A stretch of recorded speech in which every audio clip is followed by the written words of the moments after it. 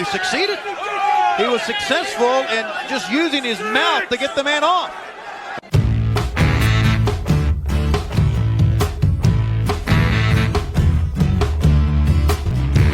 Gonna stick you in the eye with a foreign object. Gonna poke you in the eye with a foreign object.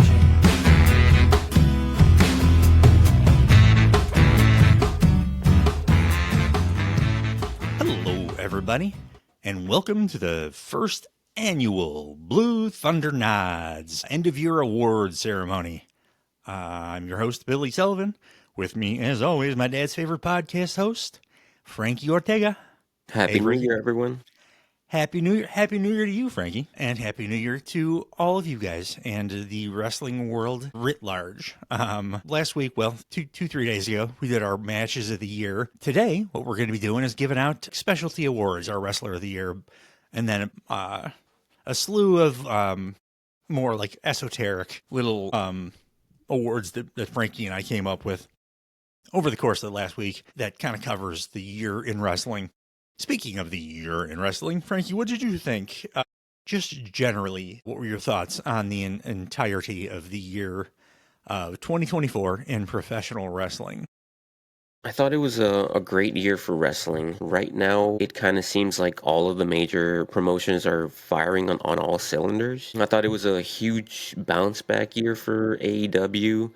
I was kind of concerned that it was going to be tough for them to be able to book matches and storylines that coincide with such a stacked roster. But I think they did it, and I think they were able to involve all of their top stars in ways that made sense. I thought that they booked the AEW World Title great up until recently, but I'm hoping that the whole Mox and Death Rider stuff, I guess it doesn't necessarily need to end, but maybe like take the title away from that whole storyline. It's a bummer. After Max and MJF got back on TV, that angle became less of a bummer just because I get to see MJF on TV now. So that's like, it's a bonus. Like, this story's still stupid or whatever, but it doesn't depress me like it did when he had to do his like call in segments from the set of Billy Madison 2 or whatever. Mm-hmm. Now we get to at least hear him come out and do his old school heel promo stuff. And he can wrestle as well as anybody. So like that has been raised to the level of acceptable. And that's the second worst thing. And if the second worst thing is acceptable, the worst thing, it's time to pivot off of that. Yeah. But otherwise, we had some pretty great champions. We had Samoa Joe, Swerve, Bryan.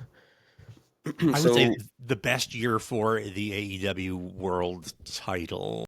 I think so. I would agree. And obviously, it's been a monumental year for WWE with the TKO merger, the Netflix deal, the overall success in I'm sorry, what internet. Was that promotion? Is that somebody in indie you saw recently or something? I'm not familiar.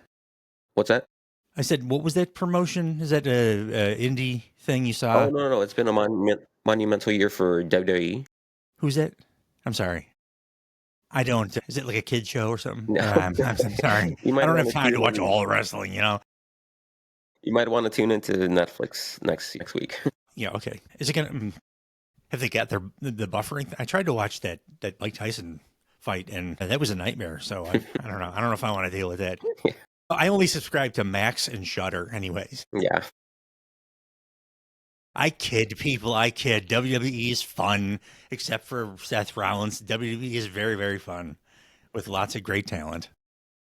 And then the successes that they've had internationally, that might have been their biggest win, I think, because going forward, all of their PLEs are going to be like must watch with the international crowds that they receive. So everything seems to be like trending in the right direction, I think, for WWE. And while I'm not like a huge fan of what they do creatively, like on a week-to-week basis, I'm still like happy to see like any promotion like get that level of success. Yeah, 100%. I'm right there with you. I think the biggest, as much as the Netflix deal is huge, and as we were discussing, AEW pivoting to Max too. I wonder how long they're going to stay on network TV, as that is a dying medium. Yeah. But now they have Max, and this morning they announced that as of immediately they're dropping all of 29's Dynamites and pay-per-views, and over the course of the next year they're going to have everything, the entire back catalog, which I'm hoping Netflix does. I haven't seen any news, but I'm hoping Netflix does for WWE as well. They can skip like 2017 through 2019, Yeah. and then like some of the aughts too, with the weird rapey vibes that they had going with like Tori Wilson and stuff. Hmm. Outside of that, I would love for them to put everything up. I'm a big wrestling history dork. I would love for them to put up like stuff that they have the rights to, like WWE stuff or WWF stuff. I like watching all that, and they own a bunch of archived footage from like a bunch of promotions, international promotions and stuff that you can't see anywhere else, like World of Sport stuff. It would be amazing if they put all that stuff up for me, for my for my wrestling heart. But I do agree that the biggest deal for WWE this year as a fan, business wise, it's the Netflix thing. Obviously, it's $5 billion, but as a fan, the realization that they had that doing international crowds at international venues is the best possible thing they could do, because those fans are so much more passionate than any American crowds. I mean, like, they put even us as a Chicago crowd to shame for most of the international shows that they do. International plus Puerto Rico. I don't want to be like a MAGA guy and call Puerto Ricans foreigners, but the Puerto Rican shows are just as electric as like the France and Germany and those other like wrestling starved markets. The UK is fucking nuts for wrestling. Regardless of promotion, they are an awesome crowd. But I would like to see them. I would like to see. I'm fanboy for Arena Mexico, having never gone there yet. I will get there. I would love to see either one of those promotions run a show out of that place. I don't know if CMLL is going to allow that, because they, with CMLL and the thing that they've had going for like 20 years, they're kind of protective of stuff. But I would love, like, even if it's a cross promotional thing and just do like a pay-per-view, I don't care. WWE even, I don't care. I would love to see it out of there. My international dream. But I agree that like their realization that, we need to be doing like half our PLEs and stuff out of international venues. Brilliant, great. It makes the shows so much more fun and watchable. And you get new stuff. You get new chants. You get the crowd interaction is not the same as like you get week to week in WWE. Plus, everybody's not like dicking around on their phone for the entire match, only paying attention to backstage sketches and stuff. They seem to really like wrestling in other countries, much like us. And then TNA sold out venues for their pay-per-views, their Impact tapings. They have a pretty consistent roster, and of course, changing their name back to TNA this year. Definitely seems like they too are trending in the right direction. So that's pretty awesome to see. In my opinion, they're putting on their best matches since what we talked about like last week, or the last time we did our regular show. That era, right before the invasion of the Hulkster and all those guys, like that was their apex as far as in ring. I think right now with the work they're doing is like 1A. It's getting right there, and I don't think any other era in TNA has been close to those two eras, like the early Kurt Angle and then now as well. Unfortunately, it seems like the money thing is going to be a problem now.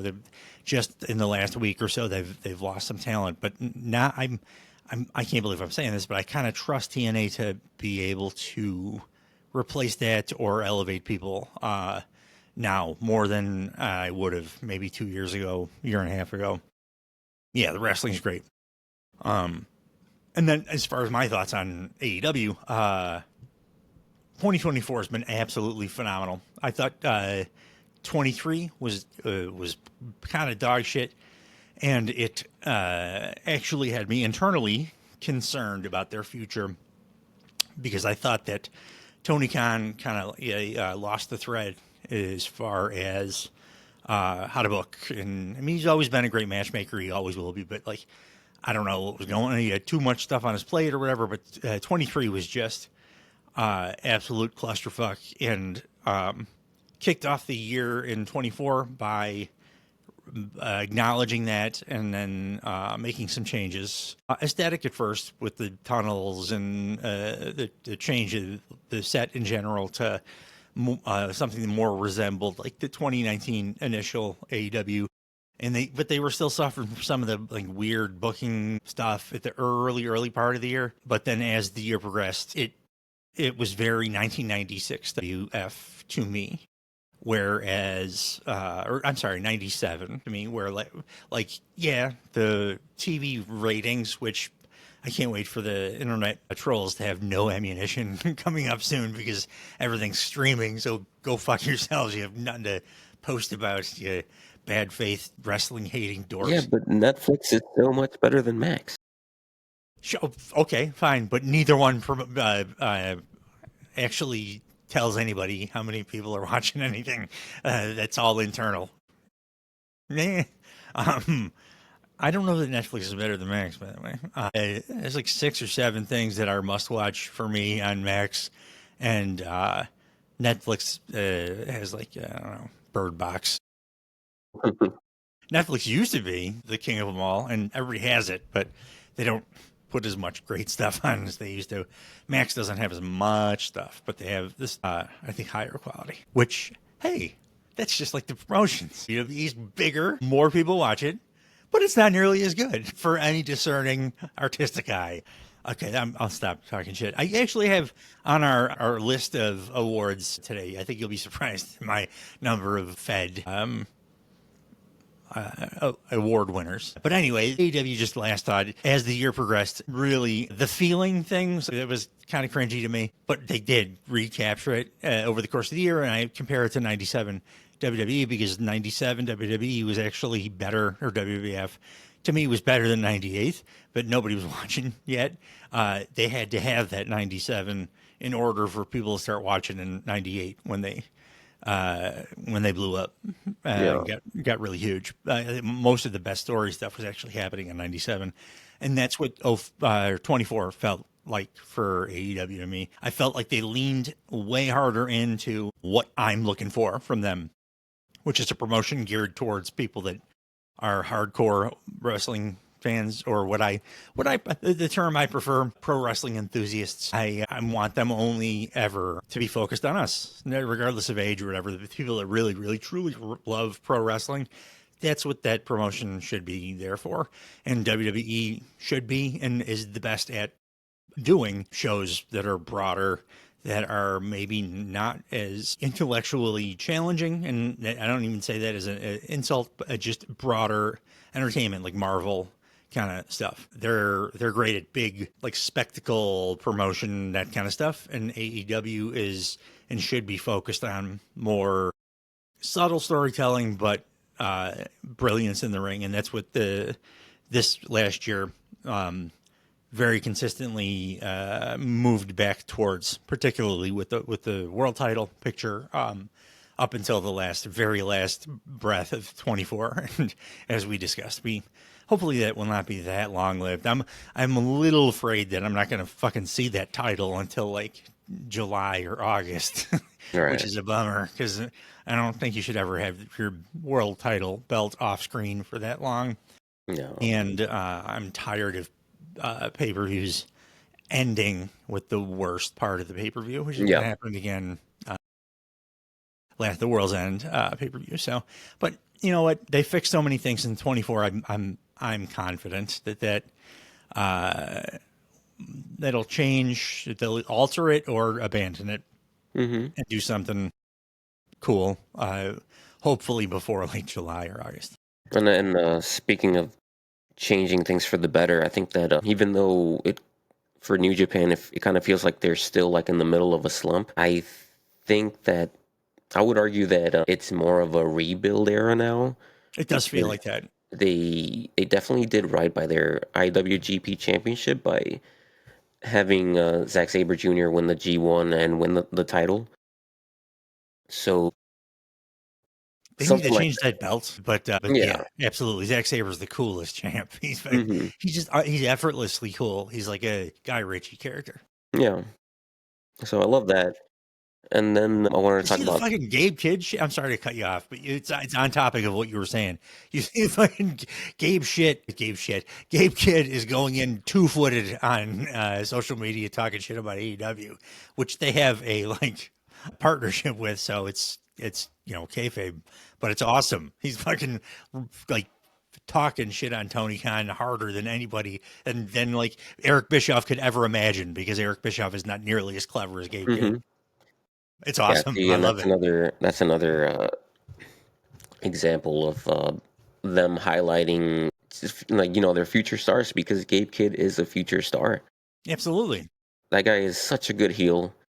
Yeah, he pisses me off. Yeah, me too. I like every tweet or blue sky post he puts up at first. When I first read it, I'm like, "Oh, fucking leave Tony Khan alone, asshole." And then I'm Yeah. like, "Wait a minute, this is a work." He works with Tony Khan. Like, what the fuck? He's awesome. He rules, and hmm it ties into the Kenny Omega thing, and it fits more with like that's like Jay White used to do that shit. Like uh, that's good. You want to, and like that's why I hate when AEW does like the Mox thing, where one of your own performers is like, "This company sucks and I got to fix it." Don't ever do that with your own show. Talk shit about the other shows.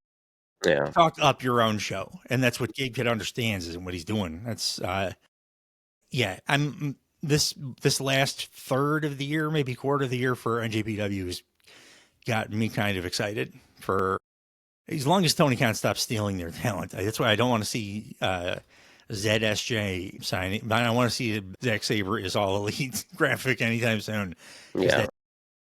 that dude's a huge star, and they need to hang on to their huge stars for a while. And then lastly, I wanted to talk real quick about independent wrestling. I think it's been a great year for indie wrestling.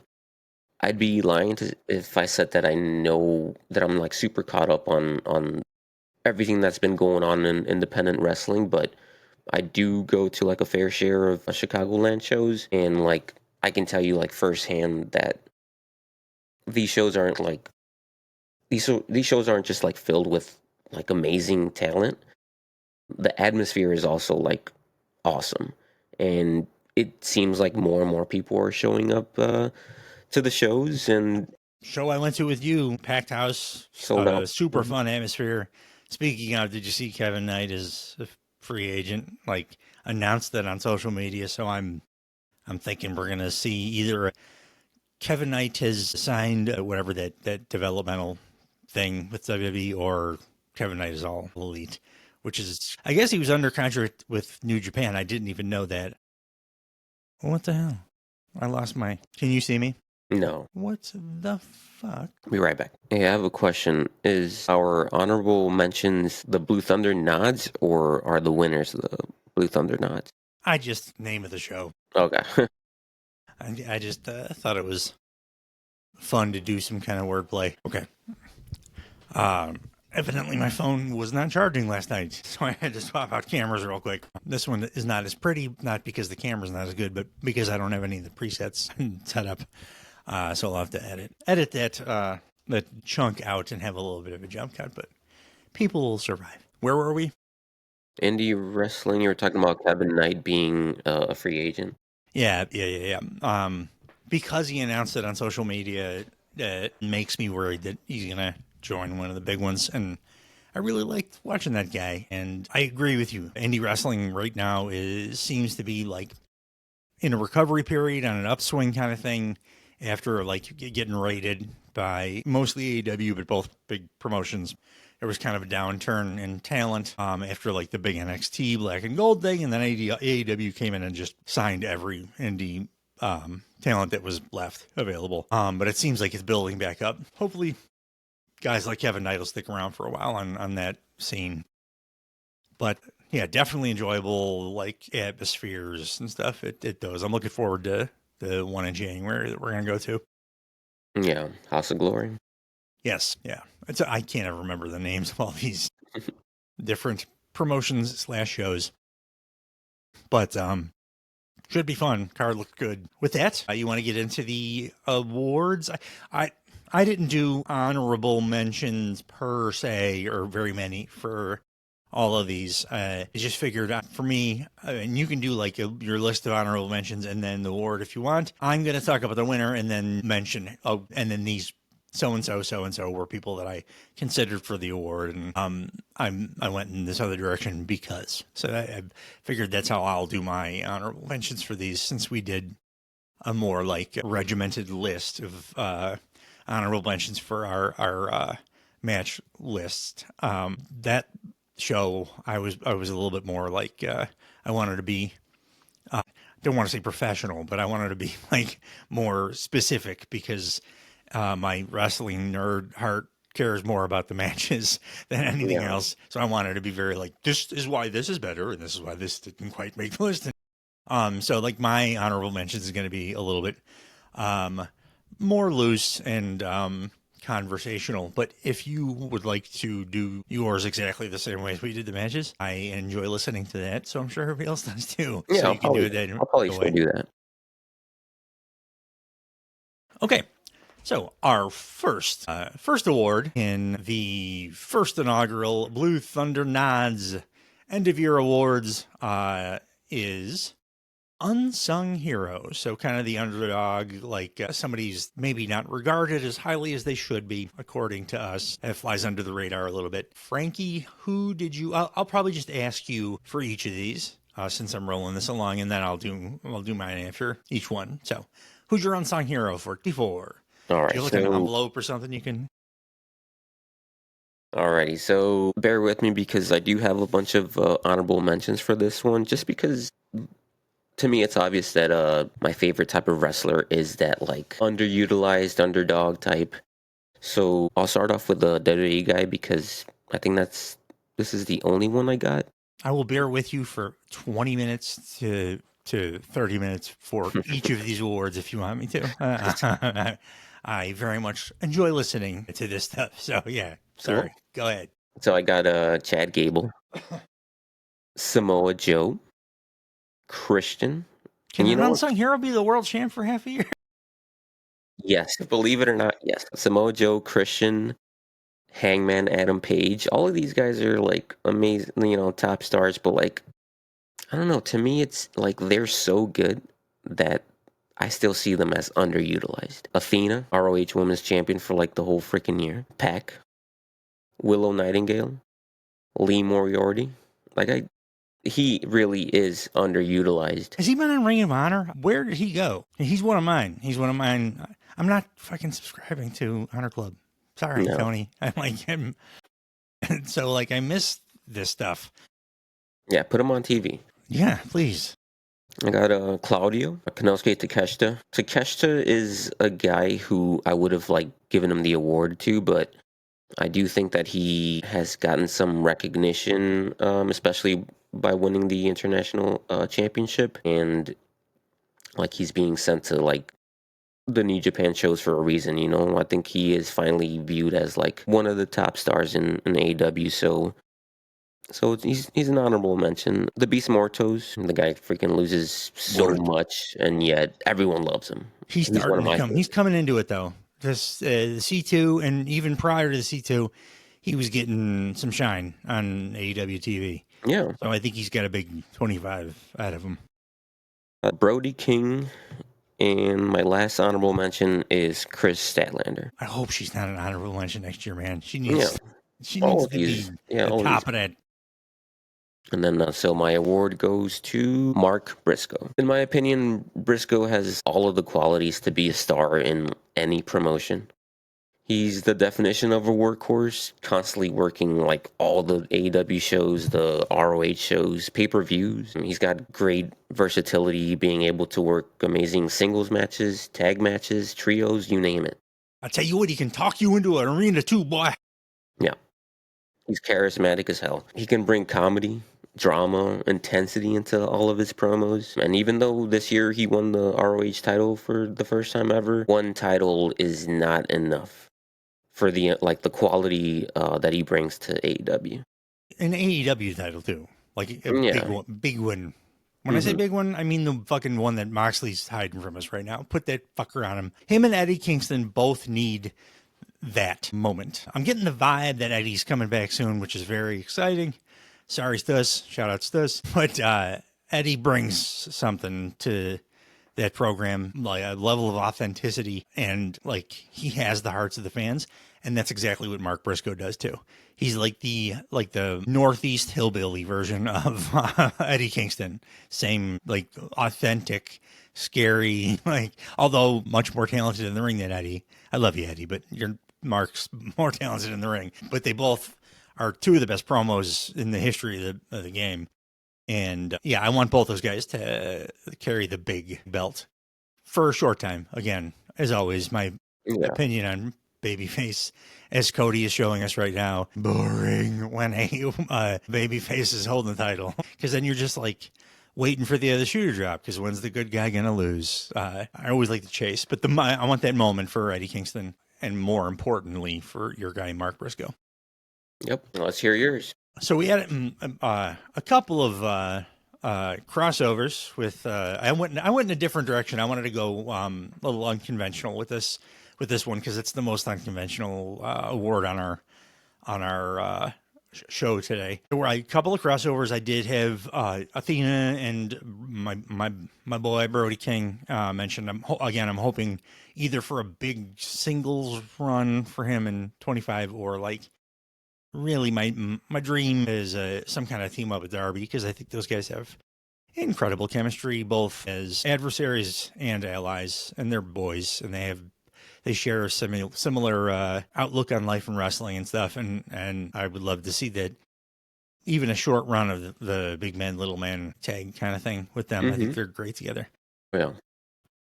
But beyond that is where the unconventional comes in. My essentially runner-up because of the writing work he did, in addition to having very quietly the best internet-only show in wrestling, I think, in AEW. Runner-up is RJ City. He's a guy that I've been talking about all year as somebody that I think should be, if not Tony Khan's right-hand man, his head booker. Although I will say that QT Marshall has been getting a lot of positive talk lately, kind of for putting together the Big Boom AJ and the Rizzler thing, but also like he's always great at working with non-wrestling talent when they come in, but like as an idea man, evidently when he came back into the company, he was with changed attitude, and a lot of people consider him like the best road agent in AEW. A lot of the talent in AEW consider him that. So if that's what he's focused on, he can be that valuable too. But I think RJ City is a truly unique talent. He's quicker on his feet than just about anybody. He performs more like a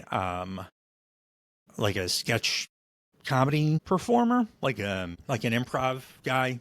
I get the feeling that like on AEW, a lot of that stuff he does is top of his head improv stuff, and he's got an incredible memory for pop culture, history, and all that stuff.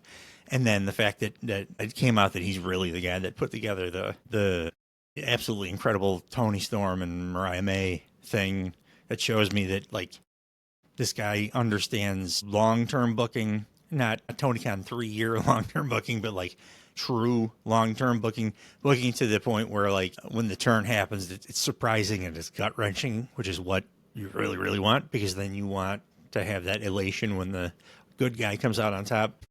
But again, RJ City, much as I love him, as much as I want him to be the man with the pencil, he was the runner-up because my unsung hero of 2024 is Mikey Ruckus.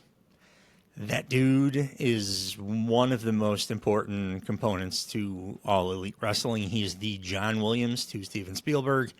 The show would not be what it is without that man. And I think we can see that through the lens of WWE, because they have all the money in the world to hire any musicians that they want. And what we're seeing is writing entrance music, intros, themes for pro wrestling is a truly unique skill. And even if you can write music, you can't grab the vibe of a character, a wrestling character, especially as quickly as that turnaround has to happen, and have it fit and feel right so frequently. And Mikey Ruckus has got almost no stinkers. Mm-hmm. When a heel turn happens, he pivots immediately. The Young Bucks heel theme was one of the most brilliant turns I've seen in wrestling music in forever. And then when he does do something that is maybe not his best work, pivots off it very quickly, like with your guy's Private Party. But like he just is, he's like 99%. He's an A plus, and I'm so glad that he wants to stick with the company because it wouldn't be the same without him. Hugely, immensely important, more important than many other people employed by either promotion. So, Mikey Ruckus, shout out. You are the, at least the Billy Sullivan half of the Blue Thunder Nod's unsung hero of 2024. Yeah, that's a great take on the category. I didn't even think to mention the non-wrestling talent, but yeah, for sure, super important stuff. Next up, our rookie, and this is a nebulous one because we were just asking it before, because what constitutes a rookie? I actually have two different answers depending on what we are gonna count. But rookie of the year, so essentially rookie of the year for like the big promotions, because almost nobody's a rookie like and is on TV. Like Hook was last year, kind of like he was one of the only people that went right from like wrestling school to TV. But his dad was Taz, so like that almost never happens. So we'll have some leeway here. I'm not gonna like argue with you with whoever you picked and why, whatever your reasoning is. I'm sure it's sound. Who is your rookie of the year, or if you want to do run first, and then your rookie of the year for 2024? Yeah. So my mentions are Nick Wayne, Roxanne Perez, Trick Williams, and Carmelo Hayes. And my rookie of the year is Braun Breaker. Despite like still needing some tweaks to his overall like presentation, Braun has had a hell of a year, and the potential like is so obviously there.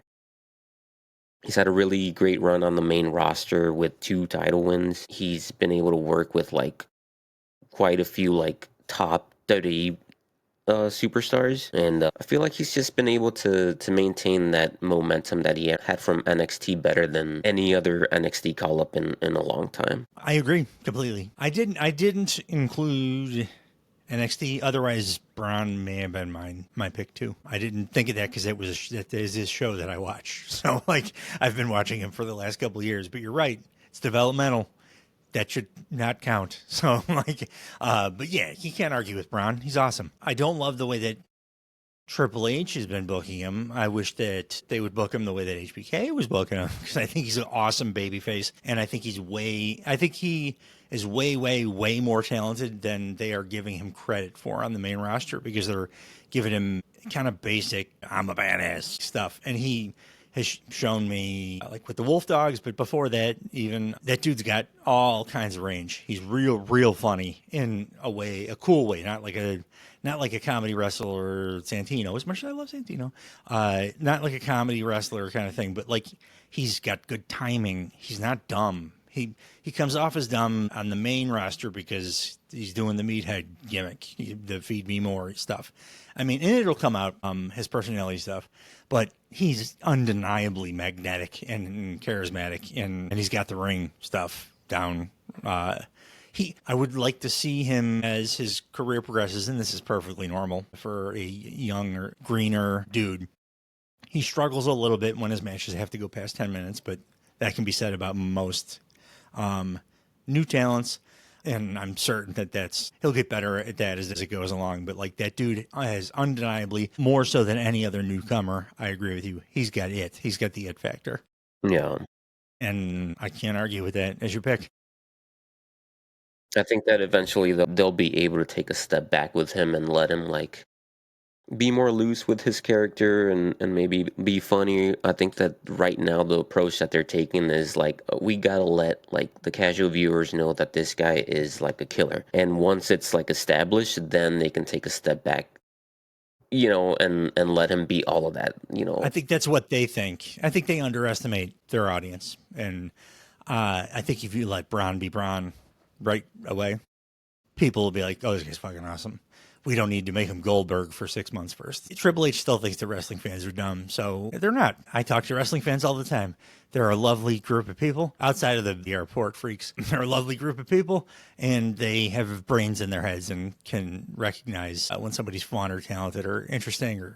And Braun is 100% that. They should just let him be him. You don't have to go with the Vince template anymore. You don't have to be like, well, let's establish that he can kill everyone first. No, we'll fucking see that when he gets in the ring. We don't need that.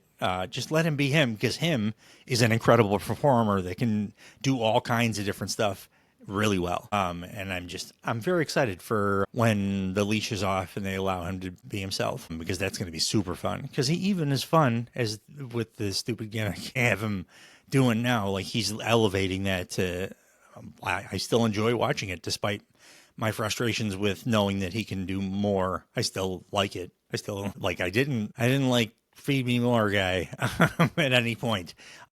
Braun, even when he's doing that kind of overdone monster, I'm cooler than everybody else because I'm a badass thing. He does it better than anybody else. So it's still fun to watch. And he has as bright a future in wrestling, I think, as just about anybody on either of the big two rosters, as long as they, let him be him, because him is awesome. For my 2024 Rookie of the Year, I went, again, a little different direction, just because our own personal takes on what these awards are kind of loose, because this is a wrestling podcast and it's not the Academy Awards, and it's more fun to do it this way. But we had two crossovers. I had Nick Wayne, obviously, and he kind of truly was rookie. Like, as far as rookie as you can be, outside of going right from wrestling school to like being on TV. Yeah. He was all indie, not signed to any promotion, and then was on TV, and he's 18, I'm 19 now. Yeah. Well, yeah.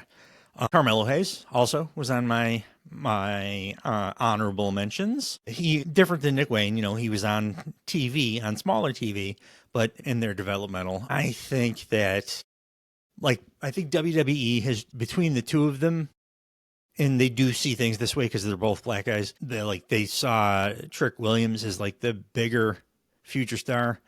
Then Carmelo, I see it opposite. Trick Williams, the only thing he has on Carmelo for me is that he's 6'4" or whatever. Carmelo, I think, is better at everything else, and he's just more fun to watch. And they booked him crappy, and he still made the crappy booking fun, interesting to watch. When he would come on, every time he would talk, he'd be say something funny or say something interesting or pertinent or something that made sense, and he can go like a motherfucker in the ring. My Rookie of the Year winner came down to, I figured I'd talk to you about this and see if it should count or not. So I'll say my runner-up. Okay, I'll say my runner-up is a true rookie. Was not in wrestling school, I don't even think. Was not in any promotion, obviously, nothing. Still has only under 20, I think. Maybe just past that precipice. Matches under her belt. So my runner-up of the year is Harley Cameron. I think she's going to be one of the biggest stars in wrestling in the next 2 years. And she wasn't a wrestler. She was a singer and model and actress. And she's already better than half the roster in the ring, and better on the mic than anybody would think. Fucking CM Punk. She's the funniest wrestler maybe I've ever seen talking. She's got comedy timing like a comedian, not like a wrestler that happens to be funny. She's insanely talented in lots of different ways, and in the truest sense of the word, a rookie. Didn't even do the wrestling school thing. I think she's doing kind of it right now with Mercedes, as she works. Yeah, she has limitations. She can't go long in matches and stuff, but she's had literally 19 more matches than me. And I am not a pro wrestler. But my actual Rookie of the Year for 2024, and I'm kind of surprised I didn't hear his name on your list. Because, yes, he did indie wrestling and was on another relatively big-ish indie promotion. I would consider him a pretty true rookie in our boy, Jacob Fatu. I love you, Solo, but I think he's the breakout rookie of 2024. That dude fucking rules. I love him in every way.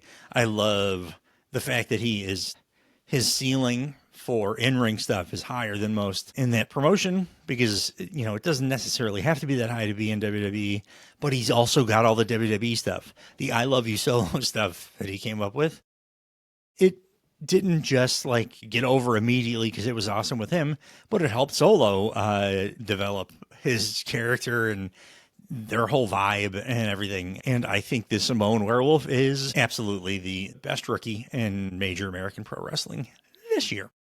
Okay, yeah, I just personally wouldn't consider him a rookie just because he's had many of, indie promotions top titles. And That's why I went I'm my under two the were well known. super rookie and Harley Cameron and guy that's never been in one of the big North American promotions in Yeah. Jacob Fatu. Okay. Plus, when he was in the Indies, he was kind of a fat guy that was not as good. He was good in the ring, but he's not No, he wasn't the same thing as he is now. I would disagree there. The stuff that we're seeing, all the high flying stuff, he was doing that in MLW, and he was kind of going harder. I mean, I'm sure that Yes, it was not as safe looking now. Yeah. No, I wasn't saying he sucked when he was in MLW. He was awesome there too. But yeah. Just the definition of rookie.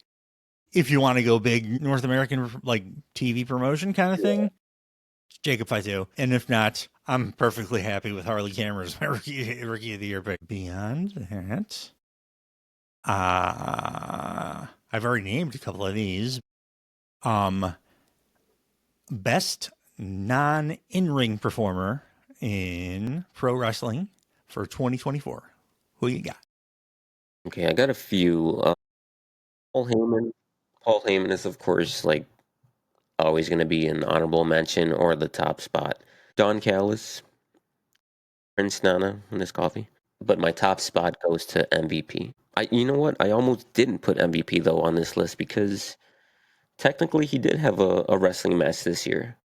He had a match against Josh Barnett at Bloodsport, but obviously, not a typical pro wrestling match, and I can only assume that it's a one-off thing. So he says he wants to have one more match in AEW and retire there.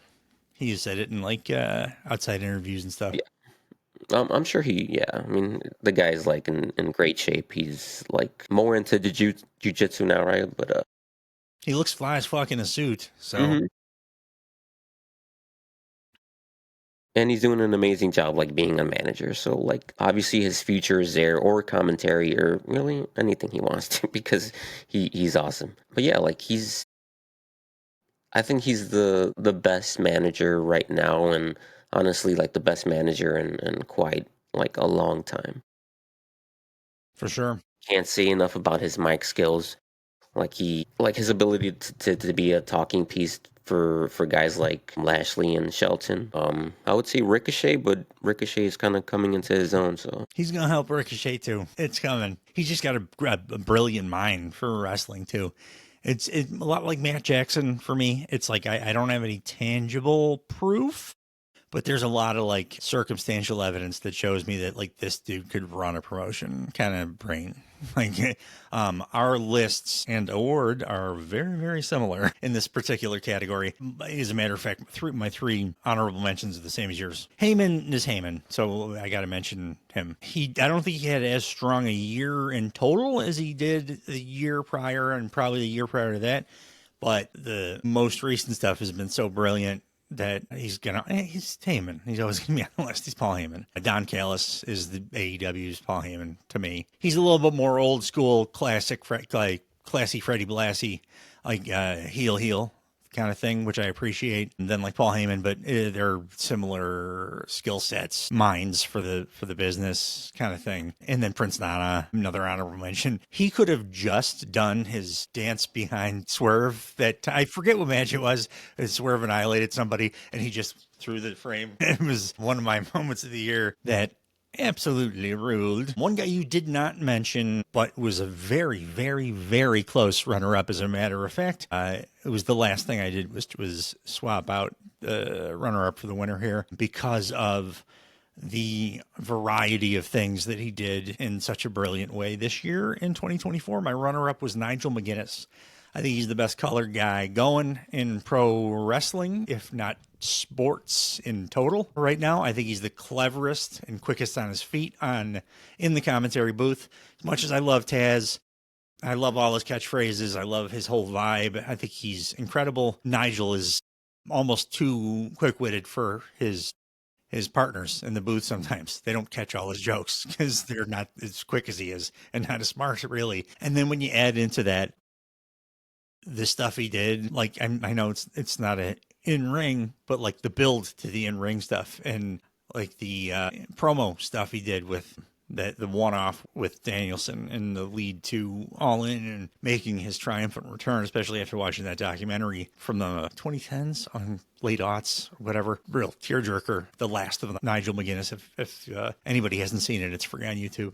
And absolutely incredible. I think Nigel's had kind of a breakout year as a non-in-ring performer, but my winner's MVP. MVP has transcended all of these things. I love that he is everybody when they kind of fail in a promotion or feel like they didn't get the shine they should have or the TV time or whatever. Once they leave, they go to every media source they can to say, well, you know what, if we had been given our opportunity or I had been given my opportunity to shine, you guys wouldn't believe what I could do, what we would be or what I would be if given, a little freer reign with my character, our characters, and more time on TV to show it. And that's exactly what MVP did as soon as he got the opportunity in AEW. When Hurt Business was in WWE, yes, it was pandemic era, but I was like, yeah, okay. MVP can talk, obviously, but like, I think part of that was the no crowds, but like, I didn't like Lashley. I thought Shelton was kind of past his prime. I always thought Shelton back in the day was like an incredible in-ring technician, naturally gifted, but not much in the way of like interesting. And I can't credit it all to MVP. Shelton's done a great job, and Lashley is doing what he should be doing. Silent killer every once in a while, like pop it into Goozle, Ricochet or whatever, do something scary. So he is interesting, but MVP is by far the shining breakout star of that group. And it's the most overstable in the company to the point where they're eventually going to have to probably turn him babyface if they don't do something like kill Hangman Page because everybody loves him. MVP, as you mentioned, and whatever is put in front of him, backstage segments, even sketches, which I hate, in-ring promo stuff, talking up his boys without putting himself over too much. Commentary, Jesus Christ, he just did it for the first time, and I was like, how have you not been doing? How are you not Taz? How are you not been doing this just with every other, like all promotions, just nonstop since you stopped wrestling? Because he's that good, and if he's that good as like a rookie commentator, he could be one of the greatest of all time if he ever decided to focus on that. MVP has been a revelation for late 2024 AEW, and he is by far and away my in-ring performer of the year for 2024. Next up, in the Blue Thunder Nods award show is the best pay-per-view / PLE. It hurts my soul to say PLE because it's stupid. They're stupid acronyms. Best pay-per-view / PLE of 2024. What you got? We had some pretty good ones this year. The first one I got is Dynasty Backlash in France. WrestleMania 40 Night 2 Revolution. You cannot separate them, by the way. I'm making that rule right now. If night 1 is dog shit, then half of WrestleMania is dog shit.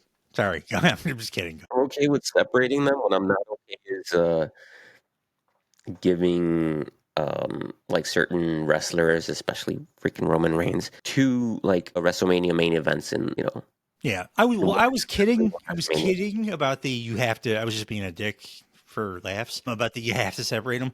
But I will say one thing, and I've said this for a long time, that my two staunch things about any pro wrestling promotion. There's one world champ, not two. I don't care if you fucking split your rosters, do whatever you want. There's one world champ. Cody is the current one. Gunther has another version of the Intercontinental title right now. And you know how I know that? Because WWE fucking calls it the undisputed title. So Gunther doesn't dispute it. Cody's the champ. There's one champ. One champ, any promotion. Also, there's one main event on any show. And even if WrestleMania goes over the course of 2 nights, it's one show. The last match of the second night is the main event. There is no other main event on WrestleMania. You can call it that, but, I can call myself a chicken. Doesn't make it so. Main event is a main event. Main event is a singular word. It's not plural. There's a reason for that. There are no co-main events on any promotion. One of them. There's one. There's one big draw, one big thing. The thing that everybody's tuning in for. And on WrestleMania, it's the last thing in the second night. Sorry for my tangent. Continue. I got a Hard to Kill and All In. I think I enjoyed this year's All In more than the previous. I know that the MJF and Cole storyline was pretty hot last year, but not to me. It was a way better show. Last year was a big house show outside of the MJF Cole thing for me. So my top award goes to All Out. All in all, this pay-per-view was probably the one that I enjoyed the most, and I typically don't enjoy pay-per-views that get thrown together last minute, but I think this was possibly the best card that they could have put together like in a week and a half or something like that. As soon as I saw the bill like in its entirety, I got myself a ticket to go see it like that same day. And I don't think I'm being like biased just because I attended that show. I seriously just like think that like if I wanted to show an AEW pay-per-view to anybody who's trying to see what AEW is all about, I would show them this one. You're not being biased. It's on my honorables, and I did not attend. So I think I don't think it's being flavored by the fact that you were there live. Mm-hmm. And I also think it kind of had like a ECW vibe to it, just because some of the matches were so brutal, and we had like a couple really amazing grudge matches. I got that feel for both last year and this year. I'm thinking it's going to be a little different next year because they're actually doing a normal amount of time between All In and All Out. So I don't think it'll be as unique or like slapdash thrown together either. But I hope it holds on to that kind of vibe, that more dangerous, darker Empire Strikes Back kind of thing to All In's A New Hope kind of feel. Yeah. So with the exception of the main events of All In, I thought that this pay-per-view outdid that one. Yeah, kind of. I liked them as in total as like opposites and also mirror images of one another. I almost considered them one thing. Very interesting on this one. My pay-per-view of the year didn't even make your honorables. I mean, matter of taste always. It's for very specific reasons, but I was kind of surprised didn't make it. My honorables were all stuff that you mentioned. Backlash, just because that crowd do. What was the shit? I had it. Simplement do? Is that what it was? Simplement do? Yeah. The crowd and Cody, AJ really were there was not a ton that stood out. Like card alone, if it was in Toledo or something, I probably never would have thought of it again. But the crowd kicked ass so much, and then because of that, some guys raised their game, particularly in the Cody AJ match. So yeah, Dynasty, best match maybe I've ever seen happen there. So gotta. I did put Mania, WrestleMania on the list. My favorite WrestleMania of the two night era. I mean, there were some duds. It was the worst WrestleMania match I've seen since like fucking WrestleMania 1, which is really ironic considering something's going to happen in the Summer Award show a little bit later.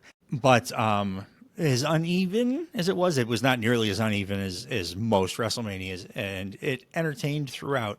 They did a lot of different stuff. The CM Punk stuff was cool. Cody Roman stuff, while maybe not, made for me. Not everything has to be made for me.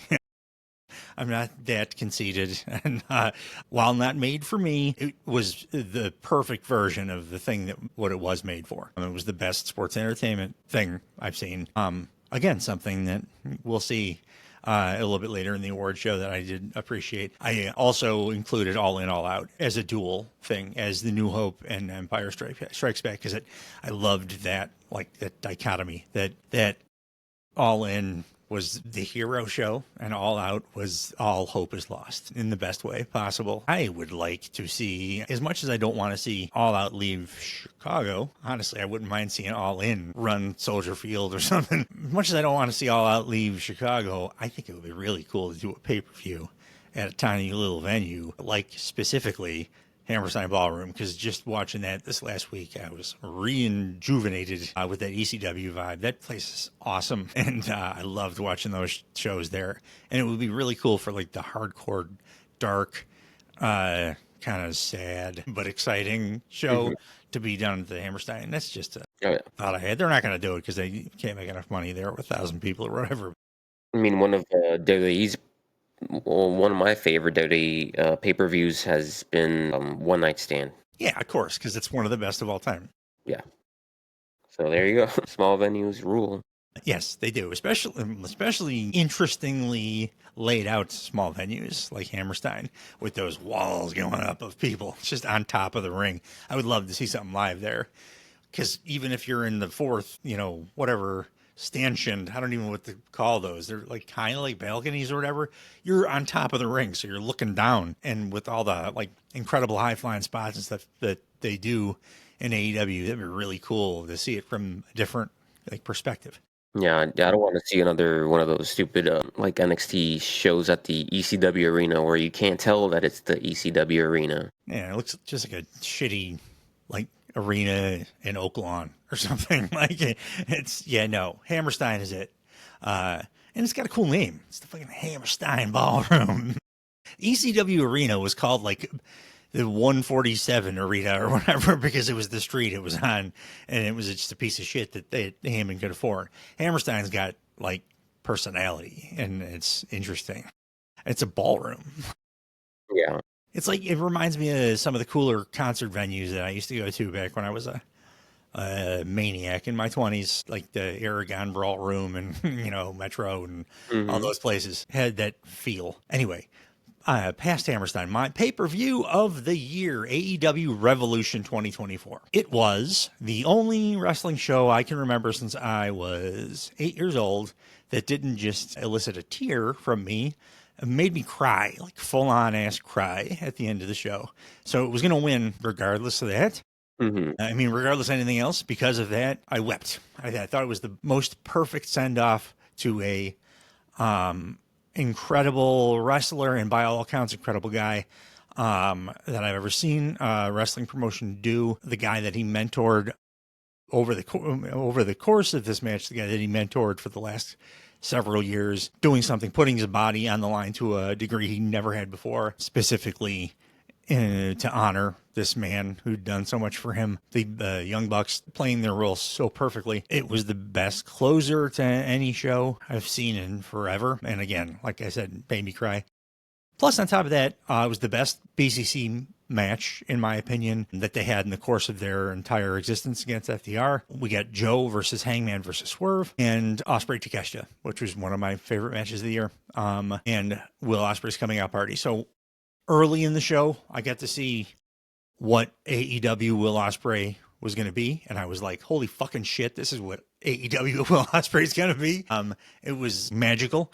And then to end the show, we got my favorite closing angle of any pay-per-view of the last decade in the Stink retirement. So AEW Revolution 2024 was my personal pay-per-view. I actually did have this on my mentions. I think after we went on a tangent about WrestleMania, I skipped over it. But yeah, for sure. It's AEW stuff because every pay-per-view just about is like transcendent. They put so much of their mental energy and stuff and physical with the performers into the pay-per-views, which makes sense because they're $50 a piece if you're not VPNing it. So that means Tony Khan's making like $5 million every month off of these. But the wrestlers buy into, like, every one of these has to be special. Like, it's hard to remember now before 2019, but like most pay-per-views kind of sucked ass with like one or two good things happening in them. Even like the New Japan stuff, there'd be a ton of great matches, but then they would do that thing with a stagnant camera looking at an empty ring for like 15 to 20 minutes between matches and stuff. So it's hard to watch. AEW pay-per-views have revolutionized the idea of a pay-per-view. So yeah, it's hard to like pick one. They're all almost all great. I do wish that they went back to the what was it, four pay-per-views a year? Yes, that's perfect. That is the perfect, because it fucks up your week-to-week wrestling programming to have monthly pay-per-views. It just does. I know business-wise, again, it's hard to turn down $5 million a month, but I don't give a shit. As a viewer, I'm here for the art. And it works better when there's four, like four, and then maybe like a special, like 4 pay-per-views, maybe plus Forbidden Door, and then do your little like TV mini pay-per-views like Winter is Coming and stuff. That was the perfect balance for me. And that's the amount of time that allows you to do the right kind of perfect build to lead to that, like that, the feeling being what it should be when the pay-per-view actually comes and these matches come to fruition. So yeah, I would love for it to go back to I think unfortunately we're past that forever. And I think every wrestling promotion forever is going to realize, hey, if we do one of these every month, especially if we can consistently pull 150,000 $50 buys, they're going to put them on every month. And you know what? Credit to them, because I thought it would go away. The fucking in-ring still kicks just as much ass on the monthly pay-per-views. I didn't think it was possible that they would be able to do it once they started adding more and more and more and more, now to the point where we've gotten to a monthly program. But the shows still rule. The only drawback is the build and emotion isn't there for like 2/3 of the matches, because you only get 4 weeks to build to them. But yeah, I would kill for them to go back to 4 plus like a Forbidden Door or whatever. That's the best way to do it. But shit, I'd rather WWE go back to the big 4 too. So, but that ain't happening. They could, because they're not making them more money. They're doing PLEs now. Like, they'd be better served to do that. I would like to see the WWE actually do the big 4 and then do like 4 more, but all of those be international shows. Yeah. Do like an international run each year, and then your big 4 each year. I would like, definitely less pay-per-views, but maybe to make up for it, have more like the special feel type shows like AEW does. Yeah. Saturday Night's Main Event is a good step in that direction, even though the first one was a little disappointing. And still, like, do that kind of stuff. I think that could be that for them. It sounds like we need to get $1 billion worth of investors and start our own promotion, Frankie. Because we're smarter than like Tony Khan and Triple H, evidently. I'm building around Tom Lawler. I don't know about you. Filthy Tom, as long as his bones don't harden to the point where he can no longer walk into the ring with his orangutan ass body. Yeah, no, I agree. When we start a promotion, we need a minimum of 5 Tom Lawler costume changes per show, and I don't want any of his segments to tie into any of the other segments on the show or make any sense to anybody that's there in attendance. And I'm telling you right now, megaphones are. We are hiring Megaphone Guy. And I don't care who's on the card, whether this man is on the card or not. I want Chinga tu madre, Mystico, just to be said. Like it can be at a Ricochet versus the Beast Mordos, and I want Chinga tu madre, Mystico, like over and over and over again, just as a thing. I want to make it a chant. And Mystico at home watching, I assume, on his couch with his lucha mask on still, going like, what the fuck, man? Why are you fucking telling me this? I'm not even there.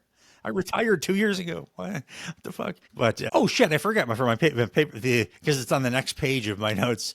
The other thing about Revolution, Edward, the Mad King Eddie Kingston beat Danielson for the Triple Crown too. Yeah, that was fucking awesome.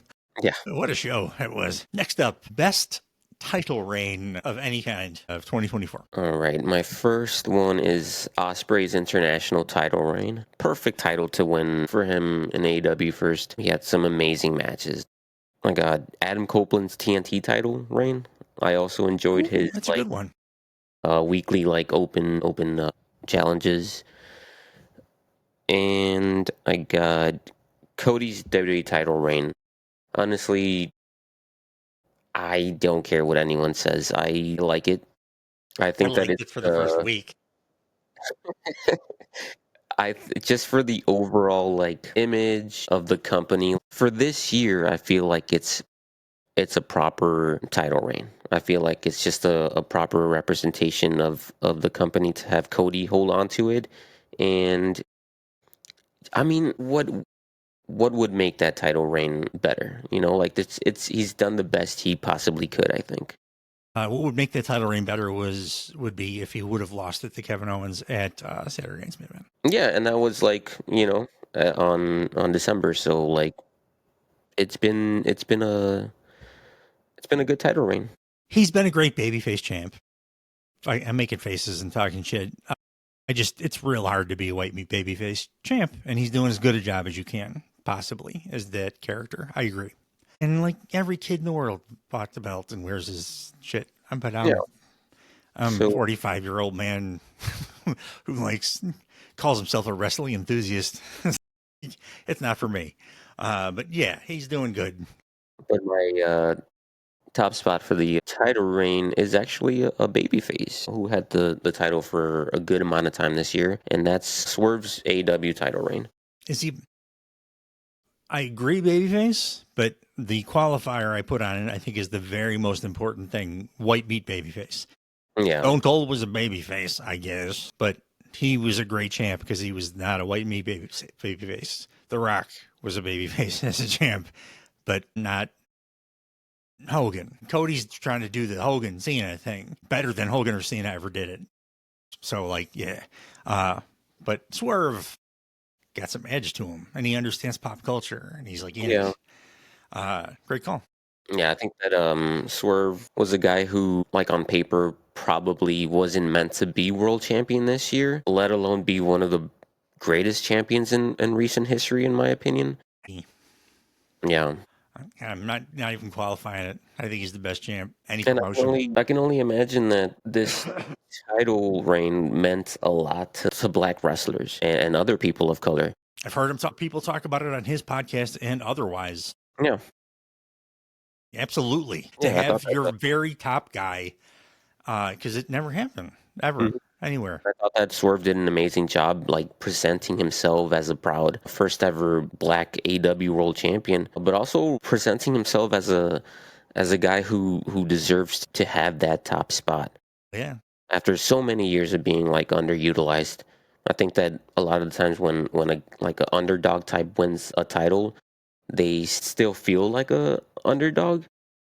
Not Swerve. Like during this title reign, Swerve looked and was like rightfully treated as the world champion. Looked like the champ. He was the champ. He's like, Tyson when he was the champ. Yeah. Lennox Lewis when he was the champ. The champ. It just fit him. And as far as matches, I thought that the highlights were obviously becoming the champion by defeating Samoa Joe, defending against Osprey, defending against Bryan. Osprey and Bryan were the ones for me. Yeah. Yeah, great call. Mostly because I agree with you. I had a couple of different runner-ups.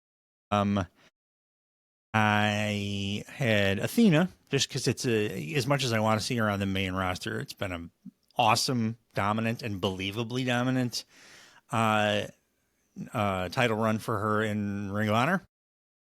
Nobody sees it except the 800 people that subscribe to Honor Club or the people that pirate Honor Club. So I have watched a few of the matches because I watched a couple of the pay-per-views, but like she kicks ass. She's the champ and she knows that she should be the champ.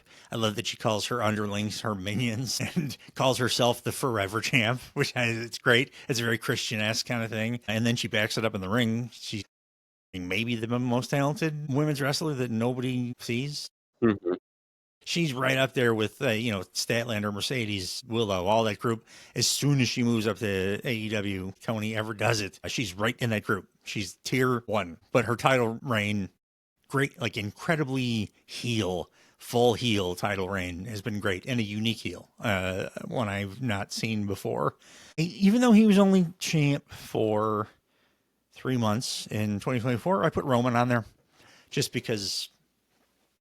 And I know you don't like him, but that fucking head of the table music and the wise man carrying the belts and all his boys standing behind him, pomp and circumstance of it. Every time he came out, I was like, oh, fuck, that's the champ. Nobody can beat him. I'm not the biggest Roman fan in the world either. I do think he was a little underrated in the years that everybody hated his guts because I thought he can go in the ring a little better than people gave him credit for. In this title reign, it was ridiculous how long it went for. It was a joke for it to go for 5 years. It's absolutely insane. What is it, Bruno San Martino? Are we in the 50s? What the hell was that? But for the 3 months leading up to when I was pretty sure he was going to lose it, it flavored a little differently because I knew it's coming to an end.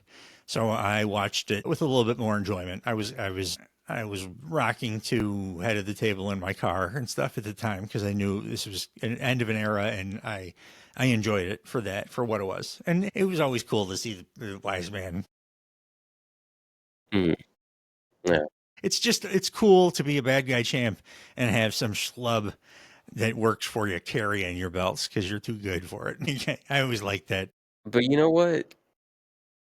Even The Rock outshined him for those 3 months or so. That was part to do with it. Like, you'll see, but that was definitely a big part of it. But the stuff I was saying, it definitely did. It entered my mind and my heart when I was watching it. I was like, okay, they're not going to, Cody's not going, you're not going to be looking at the lights 2 WrestleManias in a row. He's winning this. Yeah. So You know what my favorite title defense was for Roman, and I think it happened this year. It was against Sammy. Sammy should have won the belt. I will die on that hill. The entire story, as a former writer of fiction, as a movie lover, as a lover of the hero's journey story arc, it didn't make any fucking sense for anybody but Sami Zayn to win the title. I don't care if you tacked on a phrase to finish the story thing for Cody. It was never Cody's story. You could go back and watch all of that, the entirety of that Bloodline saga. Cody was barely involved. It was not his story whatsoever. Cody's story was he showed up from another promotion, has cool music, and is great at all this stuff. He's a great wrestler. And that's all. That's it. It had nothing to do with the Bloodline. Sami Zayn, his entire character, incredible performance, their revolved around Sammy. Sammy was the star of the Bloodline. The Bloodline was only good because of Sami Zayn, because he was the hero. He was the guy that people were dying to first get accepted by these people that he loved and respected and didn't love and respect him back. And then when most of them did, that was an incredible moment. And then when he would continue to be gaslit by this evil boss man guy for another, half year or whatever, and then you get to have a match in his home country, hometown. That's the end of the story arc. That's the end of the movie. He wins, and that's it. I said for half a year, last year's WrestleMania, the only result that makes any storytelling sense on any level of storytelling, whether it be TV, movies, whatever, books, would be Sami Zayn standing tall, holding the world title above his head on the second night and the end of the second night of WrestleMania. So, yeah, Sammy was my favorite match with Roman. I think that's why Cody should have won the main event of WrestleMania 39 and, of course, have Roman win it back at some point, and then we do the Sammy story. That would have worked, and it would have made narrative sense. But just as a runner-up thing, I enjoyed the end of the run of Roman just because I like the music and stuff, and I knew it was coming to an end. And then that aura Roman was never going to exist in the same way again. So I took the time to be like, you know what? It's a moment in history. I'm going to enjoy these last few months of it. You're wrong, and I hate you. Speaking of Sammy, I really enjoyed his IC title run. It was kind of brief and stuff, but the Intercontinental title fits Sami Zayn very well. He was able to maintain the prestige of it that a lot of people were worried was going to disappear when Gunther lost the title. What I think happened is Gunther lost some of the prestige that he had, and Sammy carried that the title prestige along with him, going further from going forward from that. But the best title reign of the year is obviously Swerve. That's my winner. Nobody looks cooler with the gold, with the real big championship on. This is the big title gold belt. His Instagram / TikTok / whatever game was better than anybody else's. He would do all kinds of fucking dope hip hop tie-in stuff that people didn't get, but it looked awesome. Pictures and constantly posting, and when every time he entered a building with that title on, it looked right, felt like this guy's the top guy. He still feels like the top guy. He's doing fucking toilet paper, like gimmick things, bullying Ricochet. Meanwhile, by the way, getting Ricochet super over, Ricochet's doing a lot of the work, but like getting Ricochet super over as a bad guy, getting that heat. But he still feels like the biggest deal on the show when he walks out every time to me. Like Moxley. Does Moxley feel like a bigger deal than Swerve when he walks out on Dynamite? Fuck no. And if you say so, you're lying. Swerve still feels like the man. Feels like when Stone Cold would lose the title, or when The Rock would lose the title. He was still the highlight when came out on Raw. That's what Swerve feels like. And he's the best AEW champion that they've had since the start of the company. My hope is that he'll have a challenger for that, and one Kenny Omega, if they book him the way that New Japan has, and the way that I think they might this year, if God willing, Kenny can stay healthy with his diverticulitis and health before everything else. But if he's able to do it, I think that Kenny could challenge for that, and that could lead to a pretty epic match between those two. Now that I think about it. So, do I have any other title reign thing? Oh yeah, he was a fighting champ. He defended that title like a fucking ton of times on TV and stuff. And he did, and they weren't like mailing it in title defenses. He wrestled Swerve matches like on Collision for the title, which is cool. And his title defenses were all like bangers. And the last thing is what you had mentioned. It's historic, whether people want to hear about it or not. He's the first black straight up champ of a major American promotion, and also a black man that does not like code switch, doesn't try to appeal to other demographics. He is what he is. He's embroiled in the hip hop culture. He is who he's always been, and didn't change himself to try to broaden his appeal, which ironically, smart people would have told you this the whole time.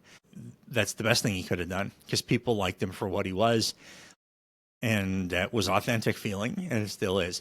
The only 2-week hiccup in the guy's entire last 2 years was when he kind of tried to lean into the babyface, broader appeal stuff for 2 seconds, and people were like, "What are you doing?" And then he's like, "Yeah, fuck that shit," and he went right back to being Swerve. And that's what made him great, is that he is what he is. Like if Jacob Fatu wins a world title, I want him still to act like a goddamn werewolf.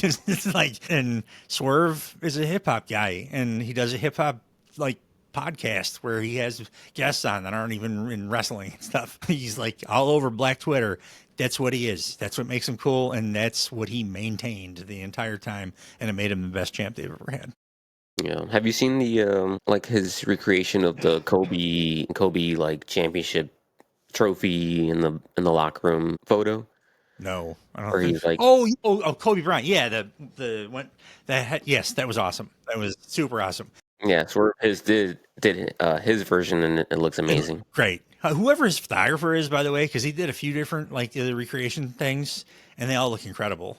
I was hoping for the Jordan one with laying on the floor with the because there's the two iconic NBA. It's Kobe sitting and then Jordan laying on the floor, embracing the title for when he won the first one. I mean, I'm 45, so Jordan's my guy. But yeah, the Kobe one was fucking dope. That's going to be Sammy's photo when he finally wins the title. They're never going to give him the fucking title. They think he's Mick Foley, like kind of, oh, he'll always be over, just like Kevin Owens. We don't have to give him the belt, even though fucking respect the guy, give him the belt. But they won't. They won't. Yeah. But yeah, that swerve thing was incredible. That one and the one where he had the trunk open with the big bass speakers and then the title hanging like in that was dope too. Yeah, everything he did with it was like it was representative and respectful, but also very much into like black culture, hip hop culture, NBA stuff, hip hop stuff, horror stuff. Yeah, it was great, authentic, and ruled. And I want him to win the title again, maybe off a Hangman this time. It's just fucking Moxley. There's too many more deserving people. Get it off of him. More interesting stuff going on. But yeah, Swerve was the champ of the year. This one, another one that like a lot of leeway for what you pick. I'm not gonna argue anything. I don't even know like what my runners up or runner ups. I'm not sure what the plural is. Best moments of the year. So that could be like basically anything. Like one thing that happened. I basically had one runner up and then my moment of the year. What were yours? I had a few. I have Private Party wins the tag team titles. Sting retires. Hangman burns down Swerve's house. Jay wins the IC title. Cody wins the WWE title. Bryan wins the AEW World title. Love title changes. Those are some of my favorite moments. But my favorite moment, I think, was Mariah betraying Tony. This was the moment that most people probably like anticipated coming. Yet when it finally did happen, it was still so shocking and tough to watch. It did receive like a lot of criticism for being too violent, but in my opinion, that's from what a bunch of fucking pussies. Sorry, go ahead. What do But these people think we're watching? It's a fucking fighting show between people that cut their own heads open. It's the blood that gets to people, I think. Go watch fucking Friends reruns, you dorks. Yeah, then the violence is what made it so shocking and so memorable. And it also helped establish Mariah as like a despicable heel. Otherwise, you almost like run the chance of getting the audience behind her when we're supposed to be like appalled at this betrayal. Absolutely. It was awesome. I didn't know they had it in them, to be honest. And I actually didn't see it coming as much as I thought that they were going to do that thing, but I didn't see it coming that night. Like, No, me neither. right leading up to it, I was like, oh shit, is that what they're, but like right, up until then, I did not see that coming. Me neither. But I thought it was the perfect time. Like in hindsight, it was the perfect time to pull the trigger because it makes it seem like Mariah like wasted no time turning on Tony as soon as she got what she wanted. It was perfect. It was absolutely perfect. Got the thing and then immediately like ran up the ramp to do. And then Tony was the star of the thing because after it happened and she's on her knees and she is weeping.